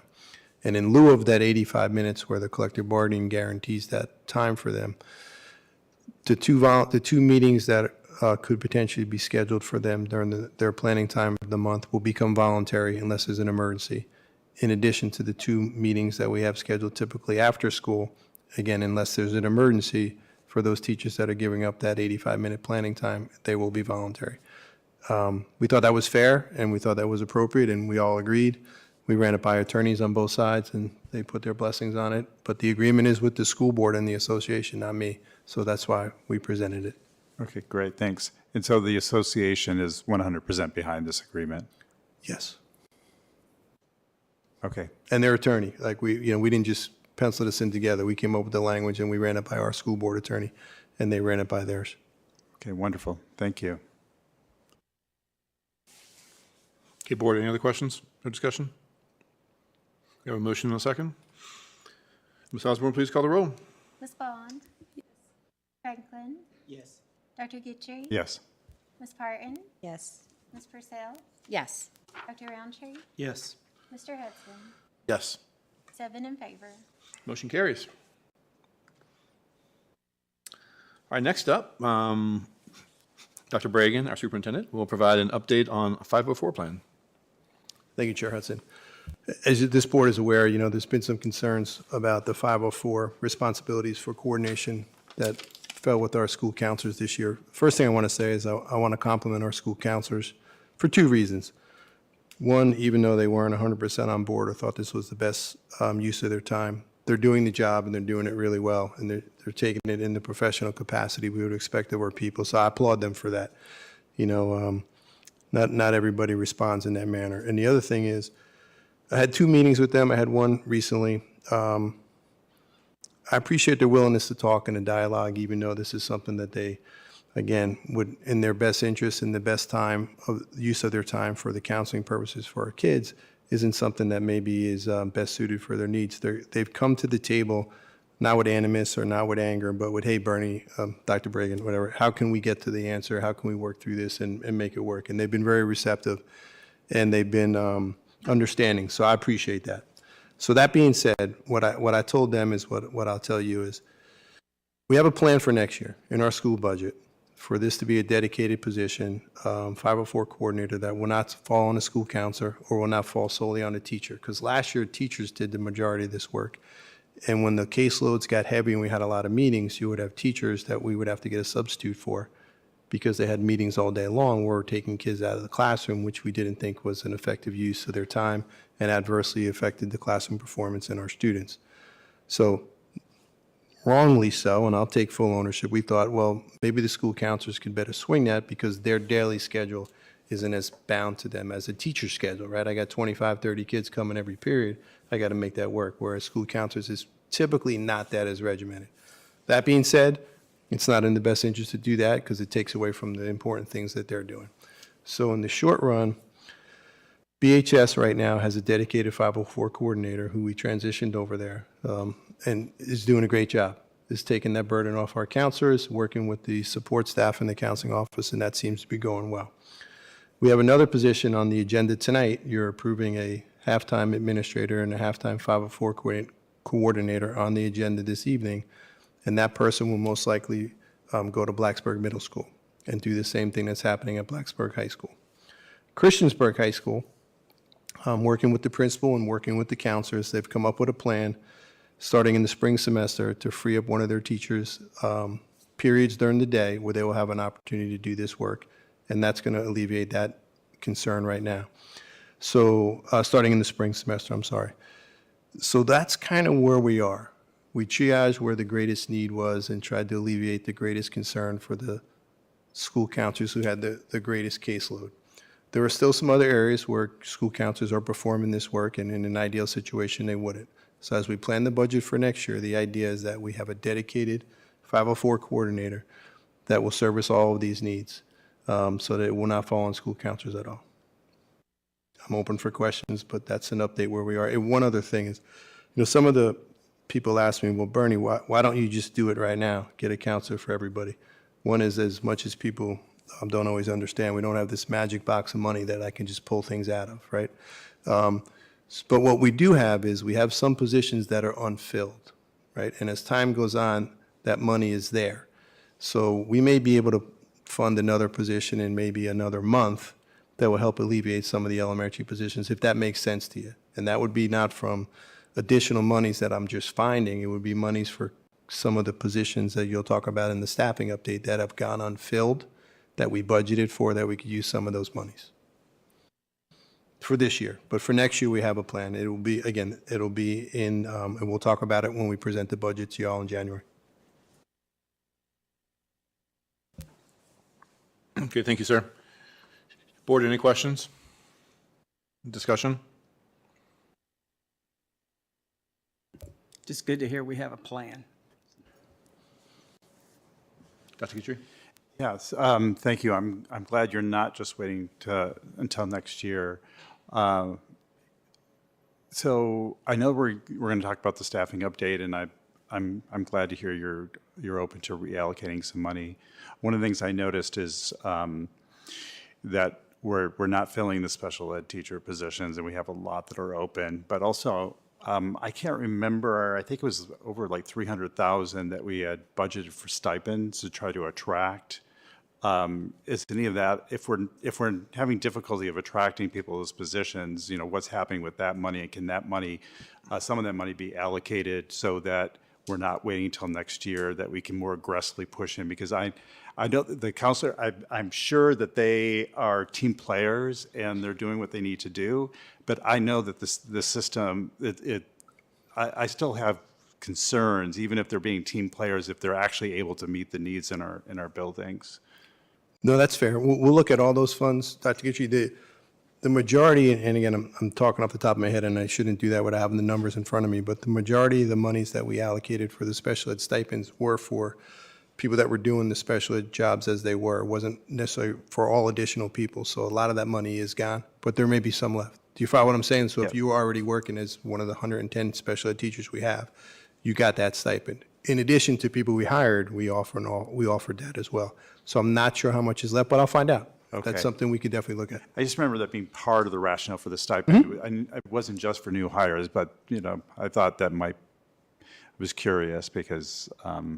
We'll crunch those numbers. There is probably money there. I don't know the exact amount, though. Okay, great, thank you. Board, anything else?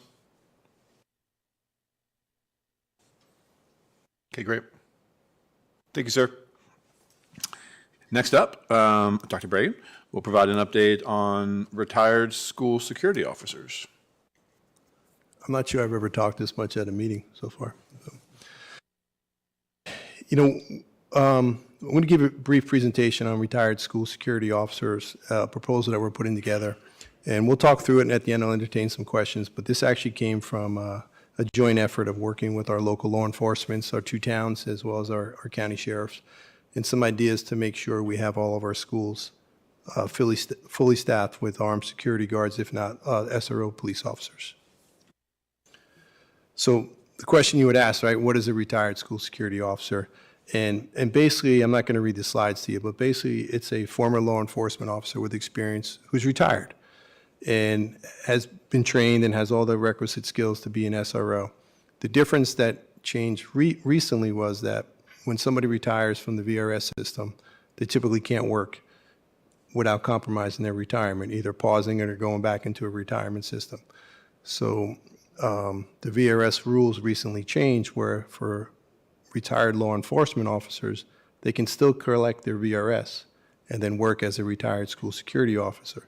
So it's enviable for people that want to do this, that retired relatively young, right, in their 50s or maybe younger, that still want to work and have the capacity to do so. They won't compromise their VRS retirement, and they're able to make some extra money doing hopefully something that they would love. So that was a change that happened this year that we think may make this a more enviable position than perhaps it was in the past, where the retired law enforcement officers would have to give up their pension or pause it in order to do this. All right, so you're asking, why does this matter to, that's great, Bernie, you're giving a presentation on retired school officers, what do we care about? Well, one of the problems is we're having a problem filling all of our positions. Ideally, what we'd like is one SRO in each of the buildings. If you look at it there, we have them at the high schools, we have them at the middle schools, and we have a dedicated, and the elementary schools in Christiansburg, as well as Price's Fork Elementary School, which is serviced by the county. But we have 4 elementaries in Blacksburg that don't have a dedicated school resource officer, and would like to do that. So that's the problem. Next slide. So as I said, our goal is to have a dedicated law enforcement officer in each school.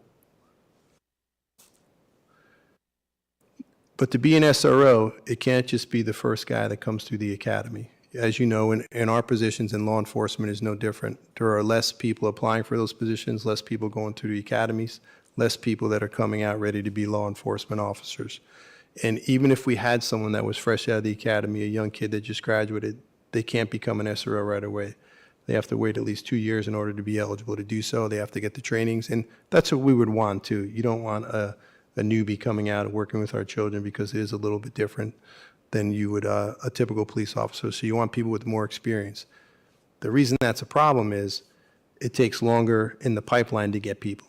So even if we had 20 police officers that were in the county or in the towns recently this year, none would be eligible for an SRO for at least 2 years. So I'm not sure we can meet the needs for filling those 4 elementary schools as it is now.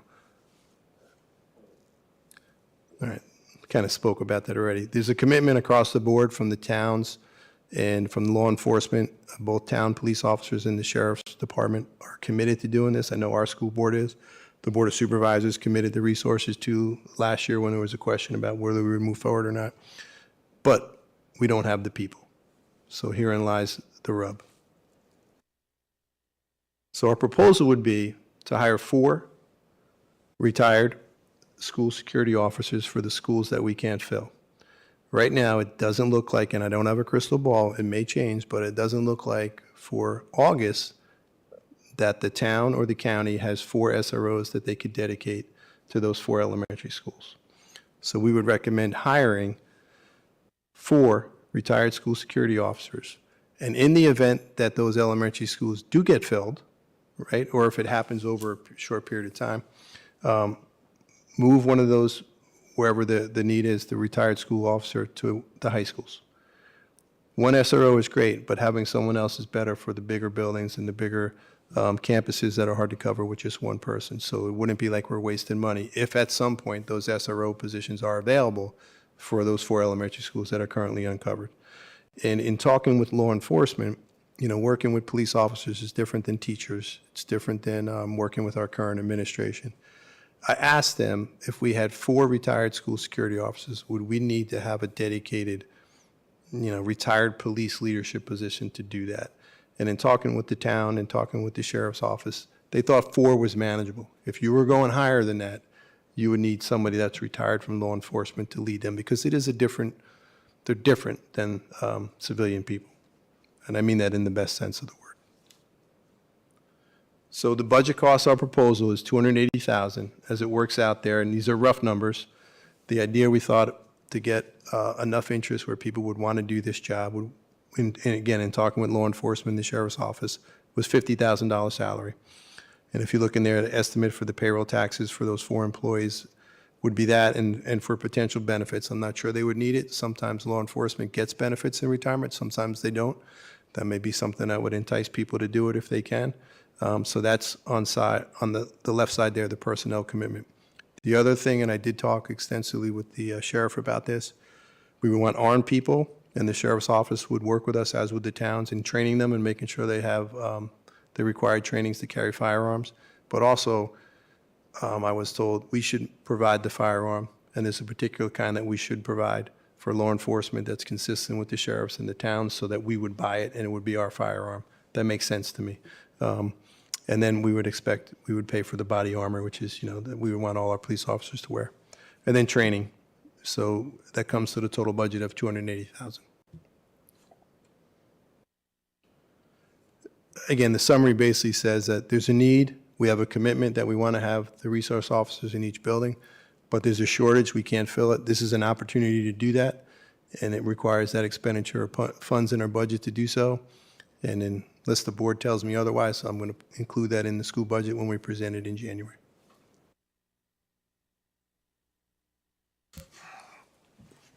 Thank you for that presentation. School board, any questions, discussion? For clarification, so in the 4 elementary schools where we don't have SROs, if at some point we do acquire those from Blacksburg, then they would pay for that, just like they're doing now.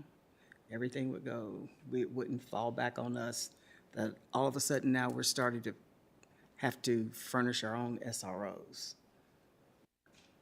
It's a great question, and one of the things I did talk about, again, I can't speak for anything until the board approves anything, but I did briefly talk to Ms. Hill from the county side and said, well, if this was normally funded by either the town or the county, and you know there was some discussions between the town of Christiansburg and the Board of Supervisors and who was going to fund those schools in Christiansburg, and they were able to work some mutual agreement out. And if we're going to fund it, the expectation would be when I give that budget ask to the Board of Supervisors, they clearly understand that they should fund it, right? But I can't speak for them as well as I can't speak for all of you, but that would be the expectation, as you're saying, Ms. Franklin, because now we're bearing the brunt of this budgetary item, which previously was borne by the townships or the county, that we should make sure we get that funding. And all I could do is ask the Board of Supervisors. I can't speak for them. I'm just concerned that as things would go on, eventually everybody would start rolling onto our budget and with our equipment requirements, and before we know it, we have our own police department. I'm not interested in that. I can understand that. So to build on Ms. Franklin's question, what would be the problem exists because the Blacksburg Town Police Department doesn't have the personnel to have someone at these elementary schools all day. Is there a way to ask the town of Blacksburg to fund this on their behalf, on our behalf, so that it isn't a school board responsibility, or does? We could do that, and I haven't done that, but we could definitely do that. I don't know if they would agree to that or not. I don't know that, but we could ask that. The only time that would get muddied, right, is if that, let's say there was an agreement there, and then at some point, whether in the middle of the year or at the end of the year, wherever that is, that Blacksburg finds an SRO and has them allocated then for one or two of the elementaries, then where does that, they take the money away and then we're left with an unfunded position, or do we just fire that person? Which I don't think is fair to, like, an employee we're going to hire, say, hey, you're going to have this job, but if Blacksburg or the county can come up with somebody, we're going to let you go in 2 weeks. I don't think that's fair. So that's why we had the proposal worded the way we did. It's a good question, though. I could ask Blacksburg Town. I don't know what they would say. But then wouldn't that go against the fact that it would be our employee opposed to the town's? Yes, I mean, we're not paying for it. Part yes. of that, wouldn't that kind of? Potentially, right? Water Whoever's very paying for it muddy. would Yeah. own it, right? Yeah, who would be the boss? Who would be saying what's cordial, what's not? I think that would muddy the waters a little bit. You're off, Ben. If it's going to be the same requirements for the security officer as it is for an SRO, what's the difference?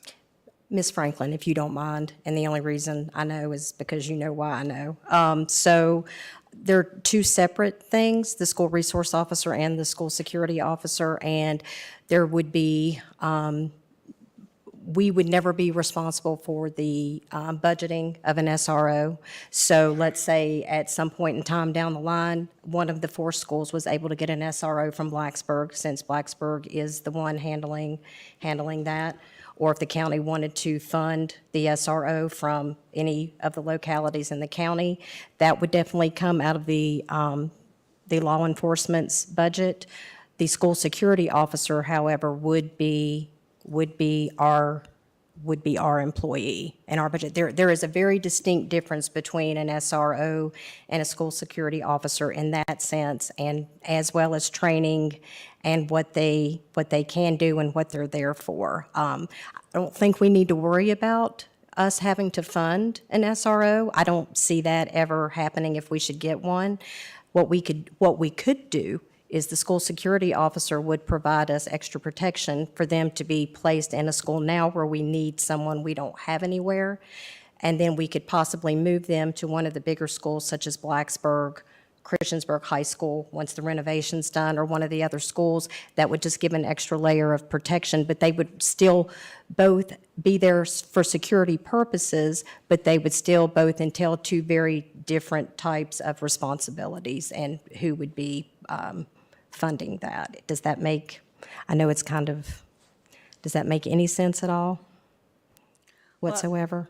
I think we were talking about the fact that if Blacksburg funded the officers for the school, that. She's confused. Oh, gotcha, okay. That's what I No, was I don't think answering. that was it. I think she was saying that. Oh, I'm sorry. Yeah, that even if they were funded, it would be the same expectations. But my No. thing is, if they fund it, then they can hire their own. Right. And put them in an SRO position. No, this would have to be county giving us the money for the SSO. And I'm not going to speak for the Board of Supervisors, but from what I can tell from conversations with a couple of the board members and some conversations at some of the meetings that I have seen, that they are all about our schools and wanting to help us with anything they can, especially on the safety end of it. And I can't imagine that they would not help with this, hopefully, and fund this for us. But again, I can't sit here and say for sure they will. But from what I've gathered, I would like to think, it sounds very positive that we would probably be able to get help from the Board of Supervisors for these positions. Okay, and that's great.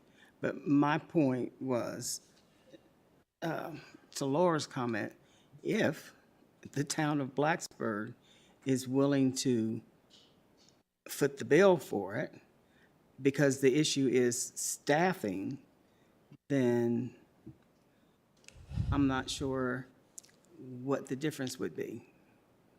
I know they're different positions, but when they're in our schools, no matter if it's a SRO or a security officer, it's still the same responsibility.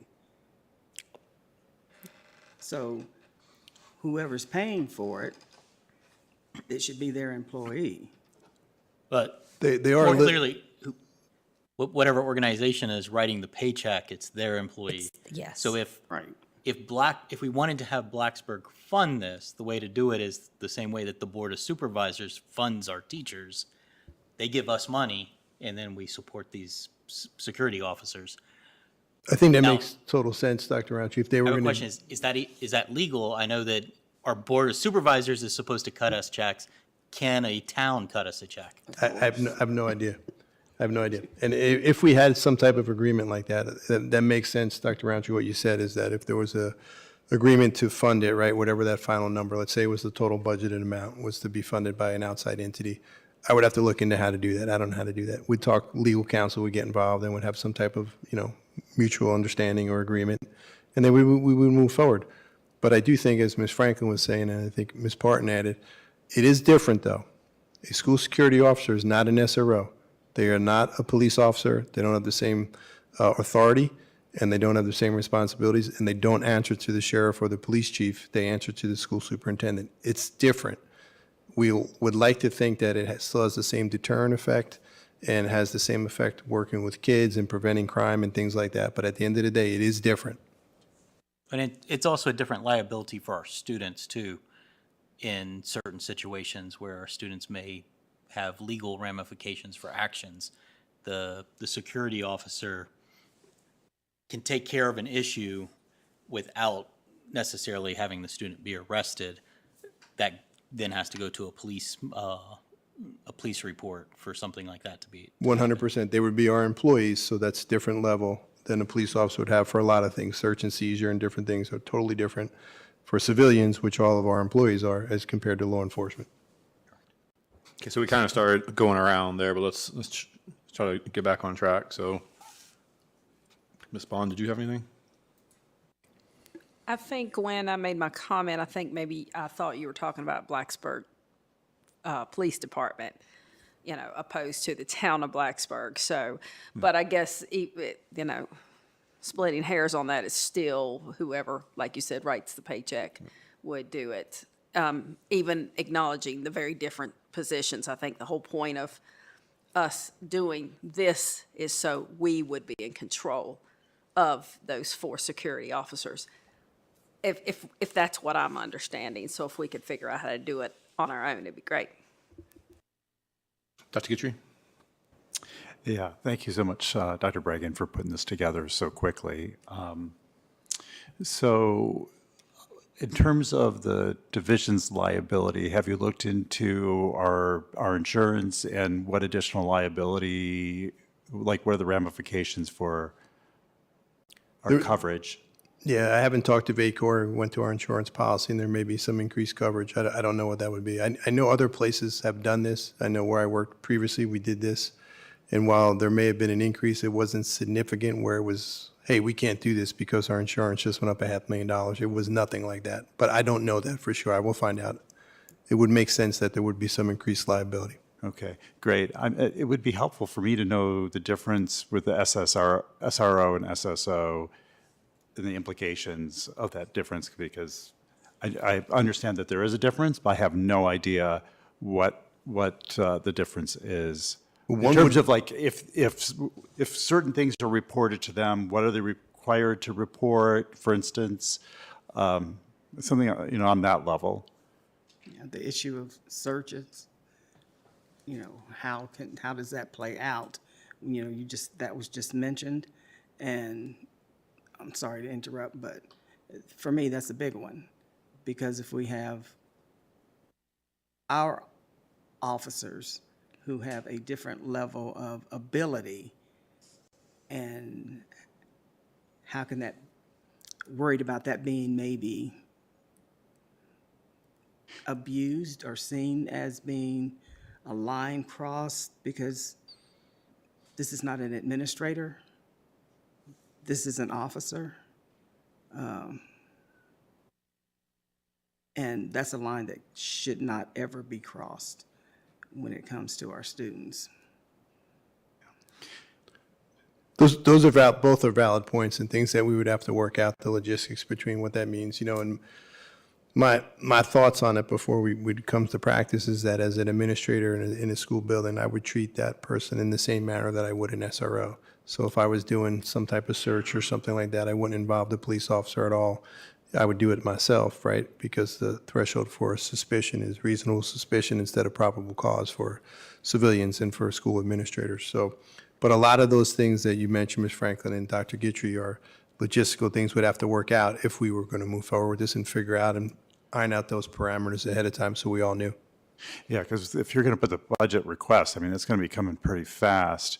And so the other question that had to do with the liability, have you run this by our lawyer? Are there concerns? I know that you've done work locally. Are there other divisions in Virginia? Because I know you have experience in New Jersey, but specifically with the Code of Virginia and laws and regulations in Virginia, or is there anything we need to be aware of before making this decision?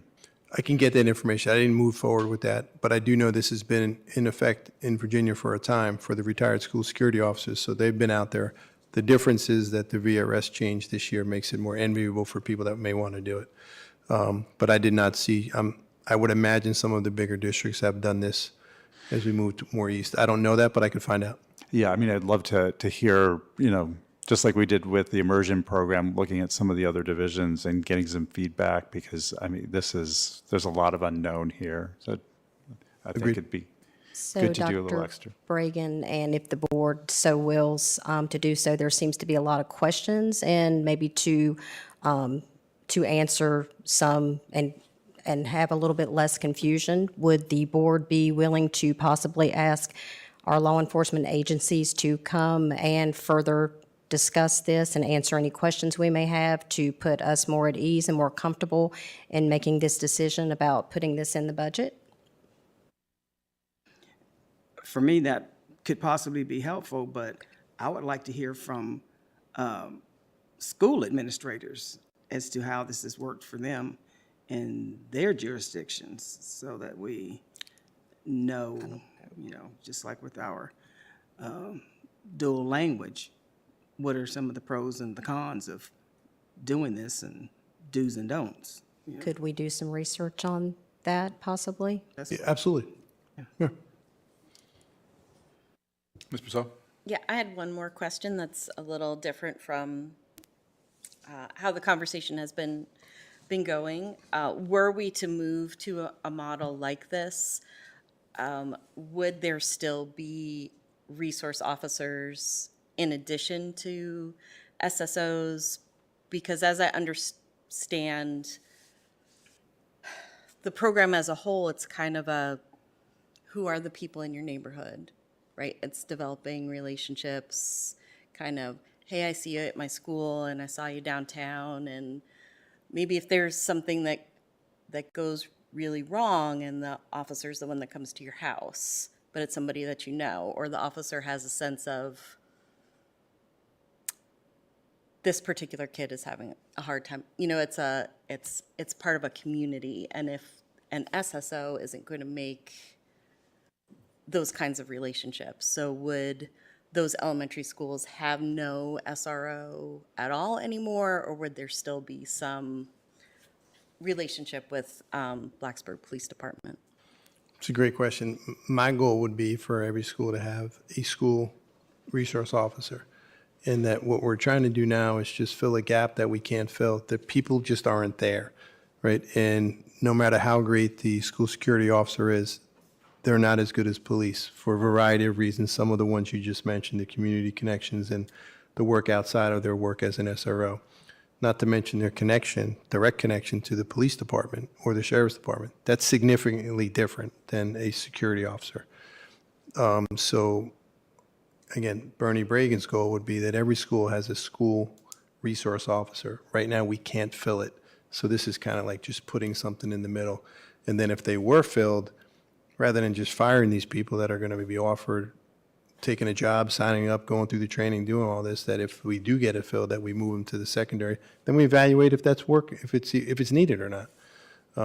That was the thought process. But to bring it full circle is, I would not want, as Ms. Franklin mentioned, our own police force, and we don't need that. We have a great working relationship with our 3 law enforcement agencies. They just can't fill it right now.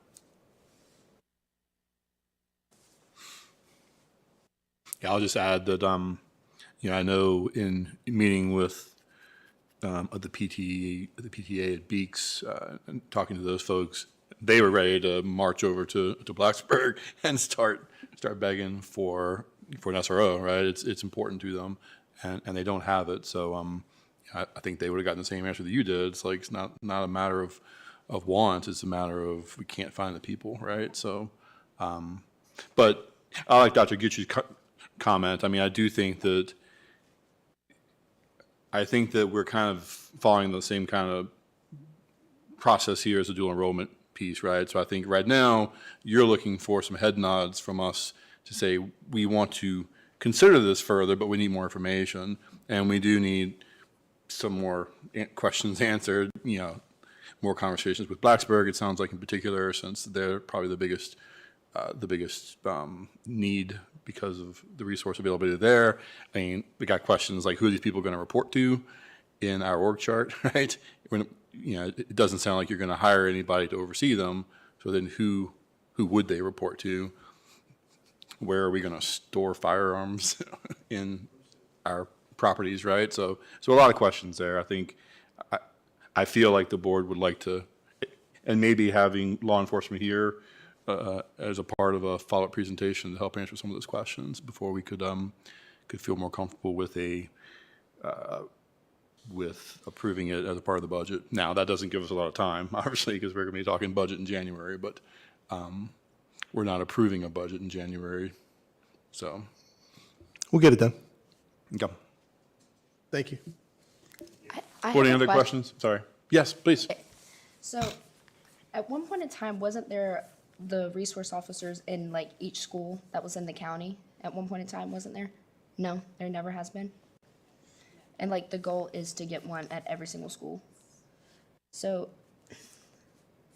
I mean, it's not really my place, but just like an idea, like what kind of benefits would encourage them to like stay at that school and not like go off to like a different job or different opportunities, but having them like actually stay there and like giving them some sort of benefits that would encourage them to like,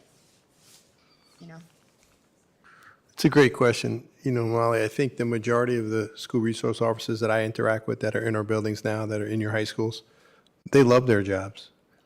They love working with kids, working with our staff, being a part of that, being proactive, and they don't want to leave. You know, we had some people that left through attrition, retirement, and other things that we can't fill. So right now, they're employed by the law enforcement agencies in the towns and in the county. So I can't really offer them anything because they're not our employees. You know, they're kind of on loan to us during their school day. But I think if you ask them, and even ask the ones in your building, they really enjoy their job. They like it. They like being there. They like working with kids. It's energizing. It's rewarding, you know, especially for some of their jobs in outside of schools are much more difficult and maybe not as rewarding, right, as a police officer. So, yeah, I think the people we have now do enjoy it and they do want to stay. I don't think that's the issue that they're saying, oh, this job stinks, I'm going somewhere else. It's that, you know, at some point people just retire and move on. I know we've had multiple conversations about this, but I feel like you shared at some point, at least from your conversations with Sheriff Parton, that like there just aren't as many folks interested in doing this, you know, coming through the academies and going through this program. Is that correct? Or 100%. There are yet less 18-year-olds now than there were 10 years ago. That impacts everything. Kids going to college, kids going to the military, kids going to law enforcement.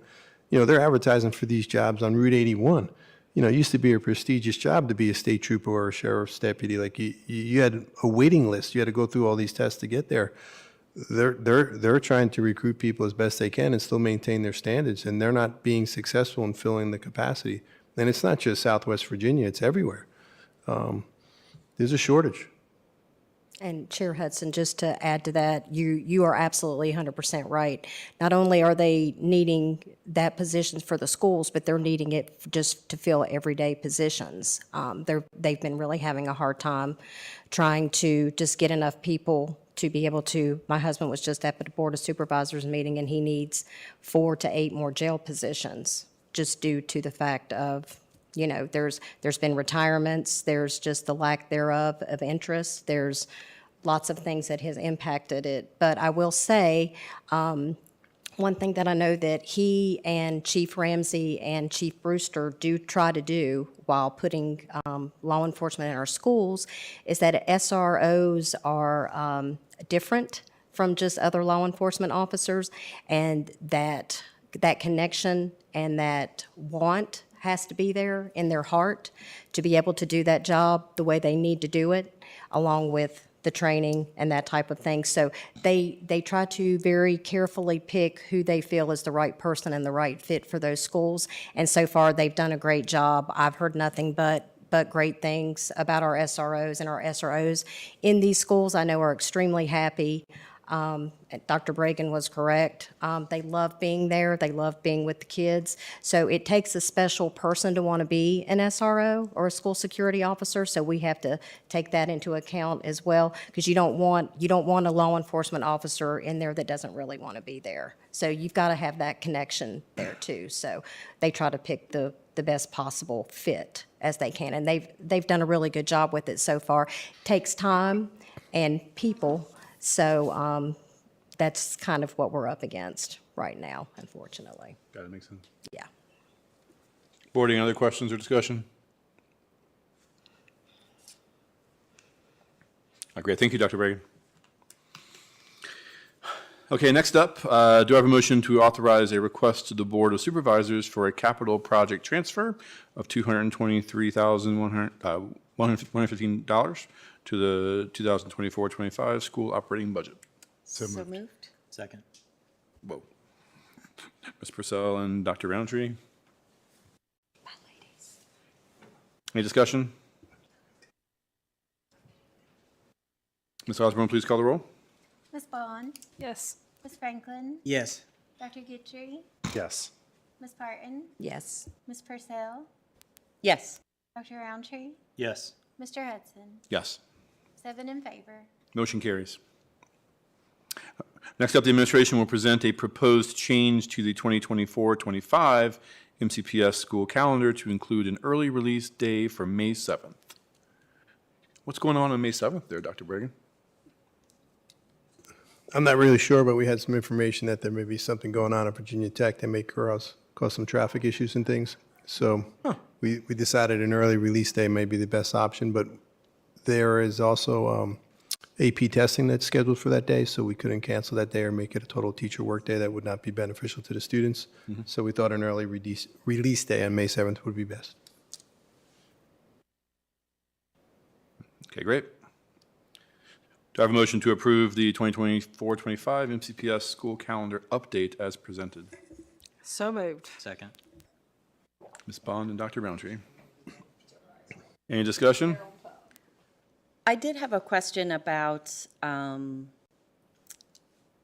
8th because of noise levels, especially for neighborhoods adjacent to the stadium, because that's a loud concert and a long concert that may go into the night, and just concerns about standardized testing or other testing that might occur that day, or just disrupted sleep schedules for students and employees. You did mention that to me previously, Ms. Purcell. I'm not sure, what would be the option? Cancel school on the 8th too? There's AP testing and stuff that's scheduled that day as well. So maybe we'll just be more understanding for people maybe being a little tired.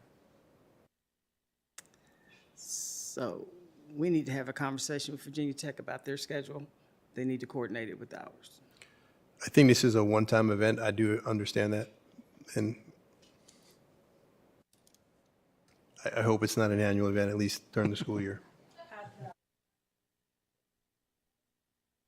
I know I'm going to have a sore neck and back from all that jumping I'm going to be doing myself, but, huh? Don't y'all know y'all too old for that? Yeah.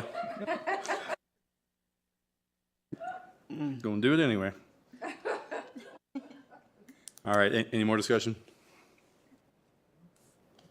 Ms. Osborne, please call the roll. Ms. Bond? Yes. Ms. Franklin?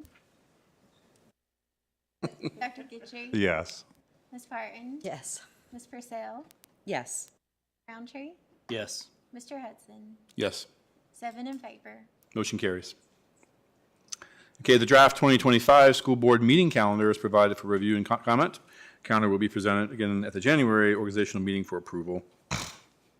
Any comments, questions about that? Ms. Purcell?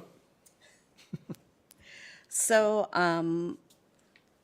we got a budget meeting calendar at our October 1st meeting that had both January 21st and April 22nd as potential extra meetings to deal with budgetary issues. Does it make sense to add it to this draft calendar?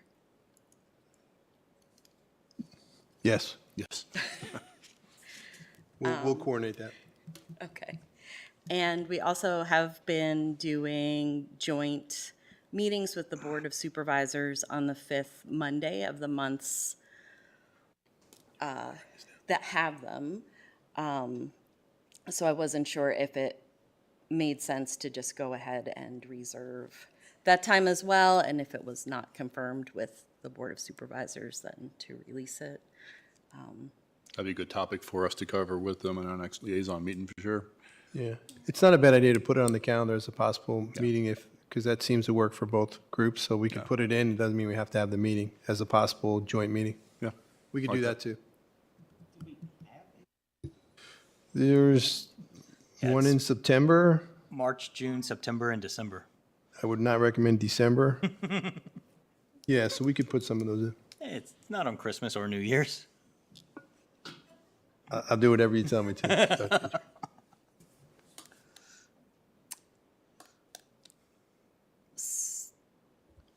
Should I Please, keep yeah, going? keep going. Or No, you're rocking and rolling. do other people want to talk first? Go for it. Okay. So one kind of ongoing conversation that we've been having is about the length of our meetings and just managing, trying to address everything that we need to address in a very limited amount of time. after one of those discussions earlier, I don't know, in the summer or early fall, I asked Dr. Bragan what he felt our peer divisions were in Virginia, just kind of based on size and demographics, and he gave me a list of those, and I went and looked at their division calendars just to see how do they allocate their time, out of curiosity. So I have a list, and I've shared that with Mr. Hudson and Dr. Bragan, and I wasn't sure if that's something we want to talk about now or talk about in January. Albemarle County has just dedicated days for discipline issues throughout the year that are not tacked on to other meetings. They're on the off weeks. They're a little bit bigger than us, so we might not need 2 a month, but maybe 1. Other divisions start earlier. They start at 6 or 6:30. Roanoke County starts their work sessions at 3:30 in the afternoon. Just probably not realistic for us, but I have to say, I'd have to have a raise if we started at 3:30. however, would thinking about shifting, not that early, but shifting earlier or adding more time to work sessions to delve into topics more deeply, is that something to talk about now or just think about and talk about in January? One of my concerns about moving our meetings any earlier than what they are, because they are public meetings, it makes it difficult for not just board members, but the community to be able to be here. And I always say shame on those folks who start meetings at 3 o'clock or 11 o'clock of the day. Who's there to watch what's going on or to listen or participate? I guess they don't want them to. That's just my thoughts on that. We can go around if you want. Dr. Guthrie, any comments?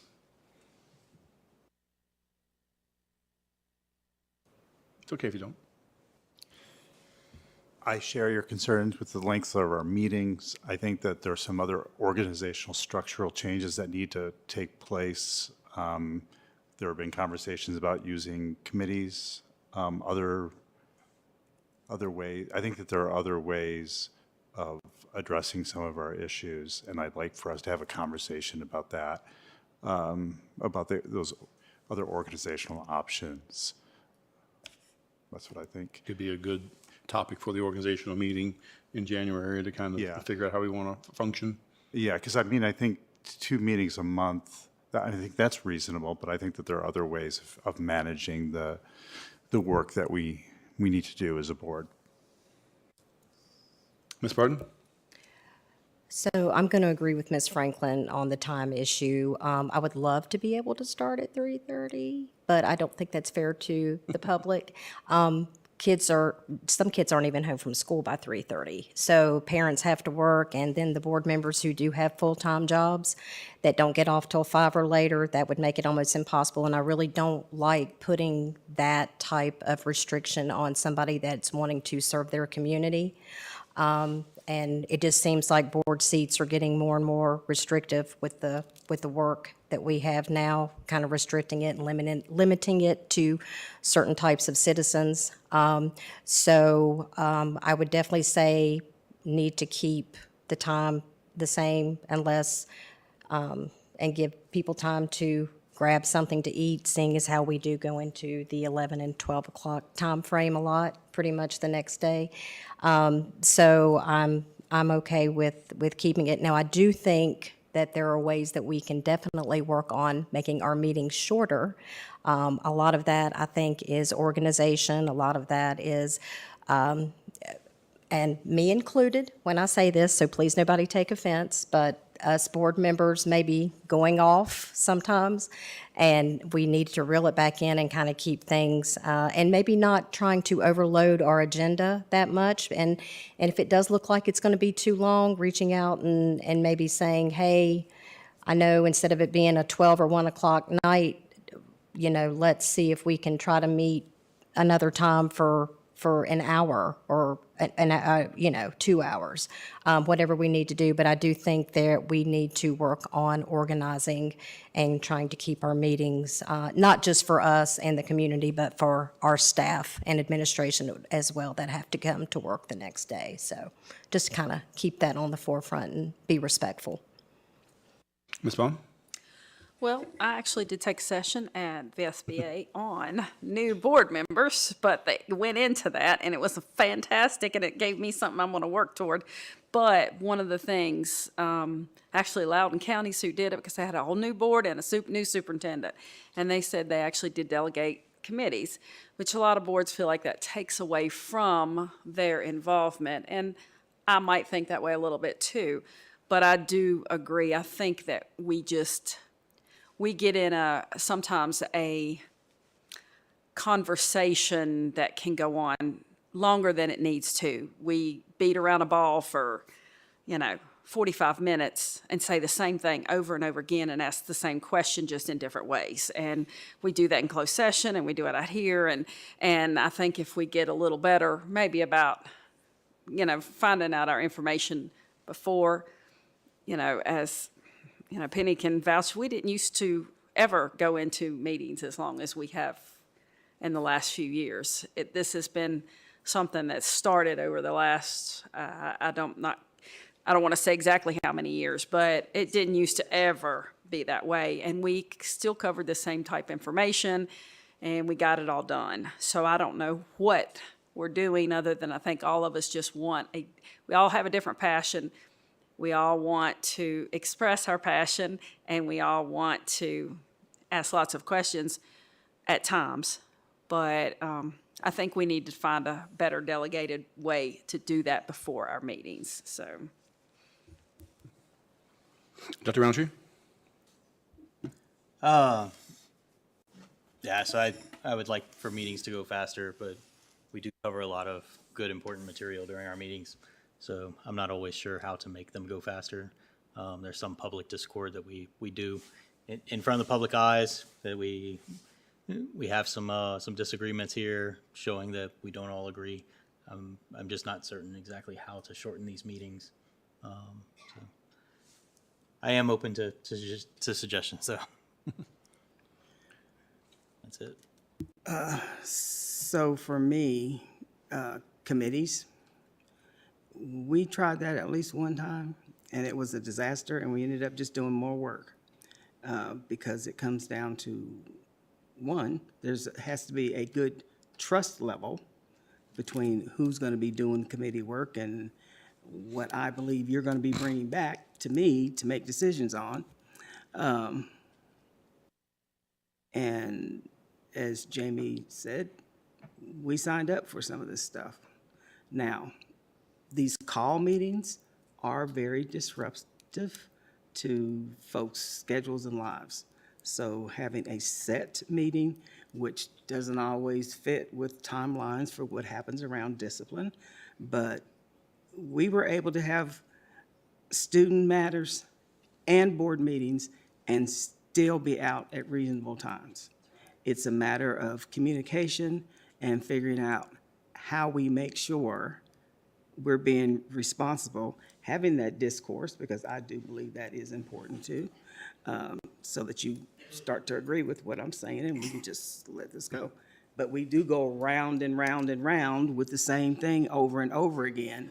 And I've been saying that for several years now. So I think we need to have this conversation, but I think some structural things and how we get information and request information will help things a whole lot. I do want to chime in. First off, to thank Ms. Purcell for actually doing some homework for us there, because that is helpful. It's nice to learn what our peers are doing and the conversations that, I know Jamie had down at VSBA and some of the sessions there. It's always good to learn from others. And certainly as your board chair, I do like the idea of dedicated, kind of penciled in dates for discipline hearings so that I'm not having to chase everybody to try to figure out who's available on what day or whatnot. We probably would make Mr. Garrettson's life easier to just kind of know these are the dates. If we have them, if we have cases, then we schedule them. If we don't, then we get a free night, right? But I also hear the comments here. I think it's probably part of a broader conversation at January's organizational meeting in terms of how we want to consider structuring our meetings, communications, all those kind of things, and see where we can get. I'd love to know. I'd love to learn more about how it used to be done, and kind of how folks got through the schedules before. If you were doing discipline and meetings, I don't know, like were you all doing 3 at night because we're doing that? Sometimes, yeah, sometimes more. All right. So yeah, I think there's definitely a conversation to be had there. I'm definitely up for trying new things, especially if it helps make things go better. But it's a good conversation for us to have in January. So it sounds like, based on the conversation we're having now, aside from the couple of points that Ms. Purcell made earlier, it sounds like kind of keep this draft calendar mostly in place going into our January meeting. We're not approving this calendar yet, although our first meeting is on January 7th. We can at least agree on that, right? Otherwise, we're not going to have the organizational And meeting. would you know we're going to have twice as many meetings that's on this calendar, right? It's a joke, y'all. So while we're looking at calendars, we need to schedule retreats, Yeah, okay? I agree. And the sooner, the better. Mhm. In fact, if we do 2, it wouldn't hurt my feelings, okay? That'd be a great job for the board chair in January. Well, and,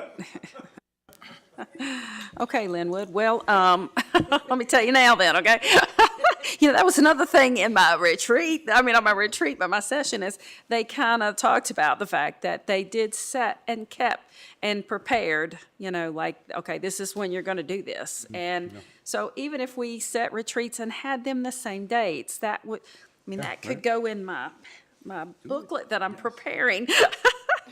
And it does help to plan, because I don't think anybody minds, but if you don't, work a job like me, you don't have those days that, so, but if I can know ahead of time and prepare for it, then, so I do think that's a good idea. Yeah, I like it. Yeah, along with the retreats, it would be nice to have the VSBA days marked off on our calendar here. Sure. And associated with that, I don't know if it's possible, but it'd be nice to move our November 4th meeting to November 11th so that we're not having meetings on election nights. I actually agree with that. I don't know, I've never wondered why the Board of Supervisors don't even meet on a holiday. If a holiday falls on their meeting night, it gets moved and knocked us out of our meeting.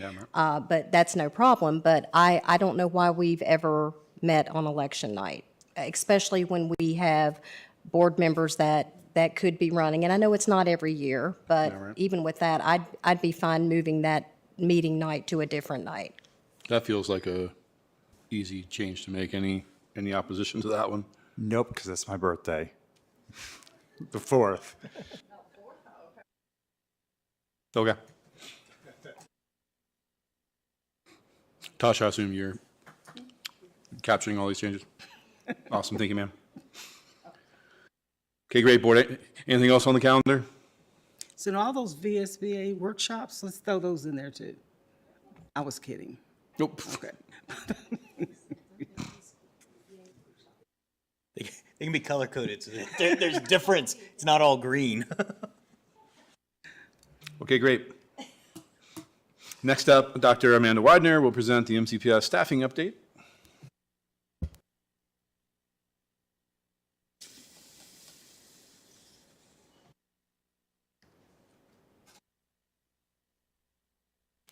Good evening, Chair Hudson, board members, Dr. Bragan. I will present information on our staffing and vacancies across the school division at this time. Begin by giving you an overview of our vacancies by category. So this is broken down. You can see the number of vacant positions within each category. I've also provided for you the number of total positions in those categories. So for example, if you look at administrator, we currently have 4 vacancies. Overall, there are 87 dedicated administrator positions. So that means 4.6% of those positions are currently unfilled. Among our certified instructional positions, we have 11 out of 816 positions that are unfilled. So that's a 1.3% unfilled rate. Special education, that is where we see the highest percentage of vacancies. We have 15 out of 140 positions that are currently unfilled. However, I do want to point out that 5 of those positions, teacher positions, are relatively new. In fact, probably just within the last 2 weeks, we've added 2 new special education teacher positions based on our interest in trying to expand our continuum of services and support for our special education students. And then among our classified staff, we have 717 positions, and 57 of those are currently unfilled. So that's about an 8% rate of those positions being unfilled. So that's just kind of an overview by category. Now I'll go through and kind of explain where those positions fall. So again, these are our specific administrator vacancies. I mentioned that we have 4, and I know you see 5 on there, but I did want to point out that our supervisor of special education, that position was approved at the last board meeting, and that individual started there yesterday. So that is now a filled position. But we are currently interviewing for director of secondary education. We have a candidate identified for our school compliance officer. We have a candidate recommended for the assistant principal 504 coordinator position. And then our most recent administrator vacancy is our administrator of ELA curriculum and reading intervention. And that's a new vacancy. That position became vacant yesterday. Our school certified vacancies are listed, and as I said, there's 11 of those there. So some of those positions we are hoping to fill tonight, where we are bringing forward some candidates. At Falling Branch, we have a school counselor to bring forward. At Gilbert Lincoln, we recently had a teacher retire, but we had posted that position, so we have a candidate to bring forward to fill that position there, as well as a STEM teacher position at that school that was also recently vacated. We continue to look for a counselor at BMS, that's the grant-funded position. ESL, we recently added 3.5 new positions, again, based on student need. We have an IT data analysis resource teacher position we're looking to fill. That's a fairly recent vacancy. And then we continue to try to fill a part-time health and PE position at Montgomery Central. These are our special education vacancies that I mentioned. Again, there's 15 of those. Again, many of these are new positions. The board certified behavior analyst, that was a new position added this year that unfortunately we've not been able to fill. We do have 2 full positions in the school division right now. Good news on our school psychologist positions. We've had 2 vacancies there all year, but we do have a candidate that we're bringing forward tonight to fill one of those positions. We can continue to struggle to find speech-language pathologist candidates. Dr. Bragan referenced we are working on a Grow Your Own program, so that's something Dr. Walker and I have been communicating on and hoping to work with Radford University to identify individuals within the school division who may be interested in pursuing that. I mentioned our special education teacher positions. You see that 7 vacancies there, but again, 5 of those are very recent new positions, and we do have 2 candidates that we're bringing forward to fill 2 of those positions. And then the special education teacher position at Montgomery Central, we do have a candidate who's been approved for that. We are just working on filling that person's position within the school division, but we are making progress on that. Moving on to our classified and support staff on the operational side. So we do continue to have a number of custodian positions, 5 in our elementary schools, 9 in our secondary schools. We are bringing forward 4 candidates tonight to fill some of those positions. Grounds maintenance lead, we do have a candidate recommended for that position. We continue to look for 2 more HVAC technician positions. We are bringing forward a candidate to fill our technology systems analyst position. We do currently have 4 bus driver positions, but we do have a candidate bringing forward tonight, and we have another candidate in the hiring process. And we've also identified a candidate to fill our van driver position. Moving on to classified instructional vacancies. Again, we do continue to look for a number of people to fill para positions. Again, as I've said previously, we have added a significant number of new para positions, based on trying to meet the needs of our students. So we have 2 preschool para positions at Auburn Elementary we're trying to fill. We do have 16 paraprofessional positions in our elementary schools. We do have 5 candidates for bringing forward tonight, and then there are additional 3 who are in the hiring process. At the secondary level, we have 4 open para positions with 1 candidate that we've recommended to fill one of those positions. Lunch recess aide positions, this is a time of year when we often do see a lot of resignations from those positions. They're often filled by college students, so we do currently have 10 vacancies, but we do have 5 candidates who are recommended to fill half of those positions. We are in the process of filling an AA position in our special education office, and we do have a candidate recommended for an administrative assistant position at Eastern Montgomery Elementary School. Our numbers on diversity, again, one of our strategic plan goals is to continue working to diversify our workforce. So our new hires as of now, our new hires that we've hired this year, 15.9% of them identify as minority employees. And then overall, if you look at all of our employees, 7.8% identify as minorities. And then lastly, I just want to give you our substitute information. So currently we have 436 active substitutes. I've given you, so you can kind of look at the whole semester, I've given you the breakdown of our fill rates for teachers and paras by month. So you can see August was our highest month, but November was slightly better than October and September for our teacher fill rate.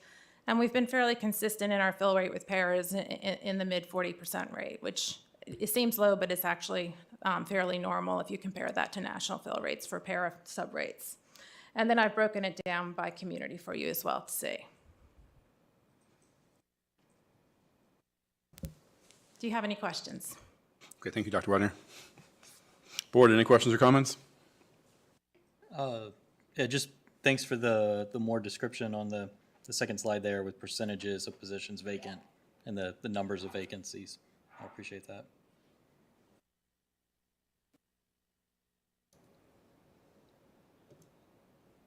Anybody else? You can go around if you want to. Okay. Ms. Vaughn. No, Okay. these are.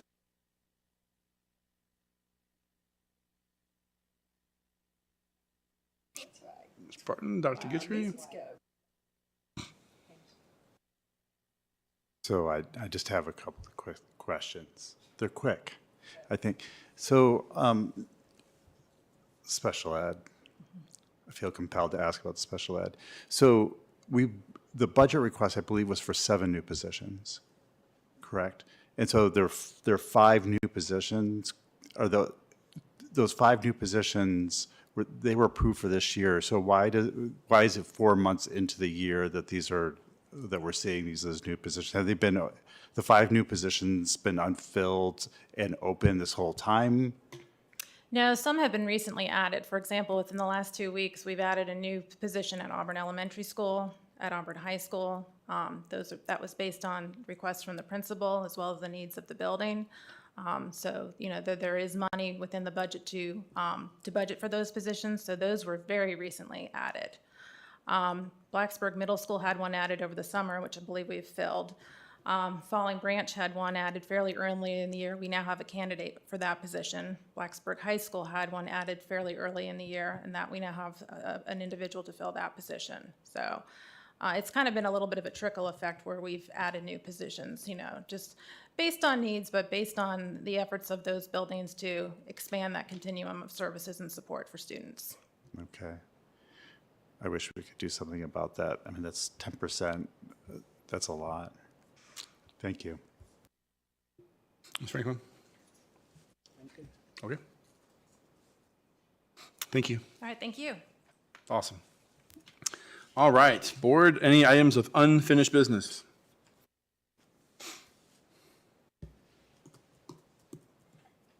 Seeing none. Any items of new business? Yes. So a few months ago, we had a presentation on school energy audit, and with material for corrective actions for those energy audits. That was from a Virginia-approved auditor. There's a couple of them around, and I was wondering what the status of that was, if that was coming back to the board at some point, or what the situation was. Yeah, we're still working with that with our Director of Facilities, Mr. Harris, on what's the best company to do that. What we were focusing on in the interim was working on solar proposals and try to get that up and running as soon as we can. And we should be ready to present on that in the very near future. And we're still evaluating those other energy efficient companies that come in. There's an ESCO company that would come in and basically say, hey, we can save you this much in doing these energy efficient things, and you'll use that money to fund the bond to buy these upgrades, whether that be the lighting or a couple of boilers and things like that. Then there's other companies that just come in and assess your energy efficiency. And let's say they were going to save $500,000 a year in electricity. Well, they'll say, okay, we'll save you $500,000 and we're going to take half of that, so $250,000. Contracting with a company to come in and do that, kind of contract is the wrong word. I contacted someone who came in, take a look at our school, would that be an appropriate thing to do? And the company's called Synergetics, and they said, we really can't help you. So that was one that just went by the wayside. The company we initially brought in, the people that were associated with, there's different people now, point people, so we're working with that to get that set up. Okay. So we're still working on it. Okay. Sounds good. Thanks. I have two things. One, kind of building off of something that I think Ms. Bond has mentioned tonight, and then in a conversation that she and I had earlier about our trip to the VSBA conference. One reason I didn't ask leadership to maybe add board reports was because of length of meeting, but perhaps we all who attended could just write a few sentences about what we attended and what we learned, and then Ms. Osborne can add that to the minutes so that there's some transparency about the work that we did at the conference. The second request that I had, and I wasn't sure if this should be old business or new business, but we'll keep it on new. We had an independent outside review of our special education program, and I know that the report that we'll get from the division is in progress, but I wanted to ask that when we have that action plan, that the outside review is made public, just for transparency reasons. I think that's fair. I think if I remember correctly, Chair Hudson mentioned that when it came up, that why don't we give the division a chance to respond and put together what our proposal would be to address some of the concerns that were identified, and at that point, we would share the report as well. So that makes total sense. Thanks. We're working on that. Great. Board, any other items? Yep. Just could I piggyback on what Laura was saying? Sorry, I got a bug in my throat. With the VSBA conference, also when we did, maybe adding it to the minutes, our comments, also Virginia dropped out of the national organization, and I believe in the general session they were talking about that they had something in place for that. And my years of being on the board, I found that the national conferences were very beneficial too. I mean, you got to do a lot of back and forth conversation with other people across the nation and how they did things, and it was always enjoyable. So during that time, maybe could we, check into that? Tosh, could we find out some information about that and have that along with that? So that way, if we wanted to move in that direction, if we don't, so be it. What our options are, right? Yeah. Board, any other items of new business? Okay. Are there any announcements?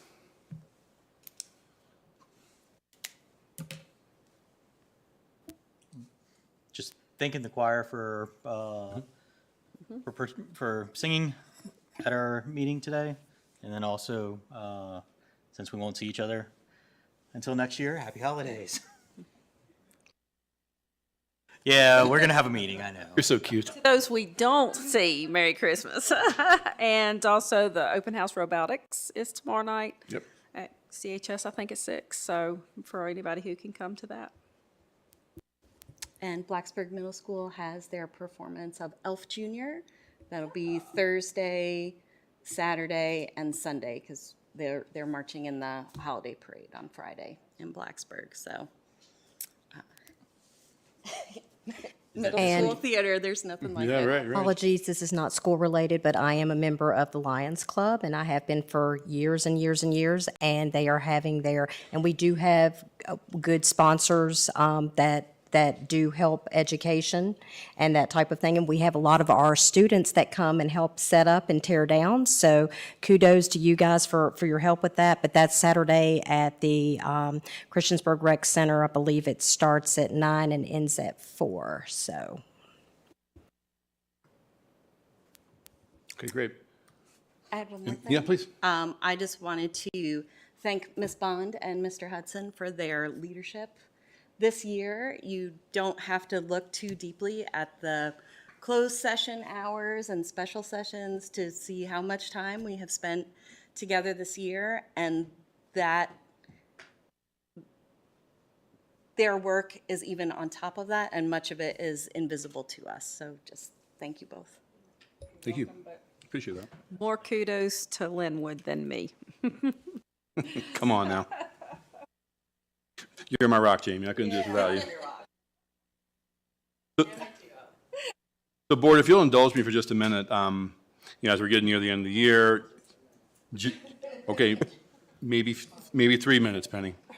As I think back throughout the year, my toxic trait is when I think back, I'm usually focused on the negative kind of stuff because that's just how my mind works, right? So I forced myself to look back this year and look at all the great things that we accomplished together. So I just want to quickly list a few of those because I think we should all be proud about these. Seems like years ago, but we passed a collective bargaining this year, which was a major accomplishment, and we've already seen some positive fruit being born out of that. We changed our school calendar with our new spring break. Haven't seen how that's going to play out yet, but I know I've heard a lot of positive things from families with MCPS aligned with Virginia Tech and Radford. For their spring breaks, families are able to take vacations together that they've never been able to do before, which is awesome. At least I'm planning to. I don't know about the rest of y'all. In particular, it was awesome seeing CHS really break ground this year. Every time you go by there, that thing looks more and more impressive. I can't wait to see that.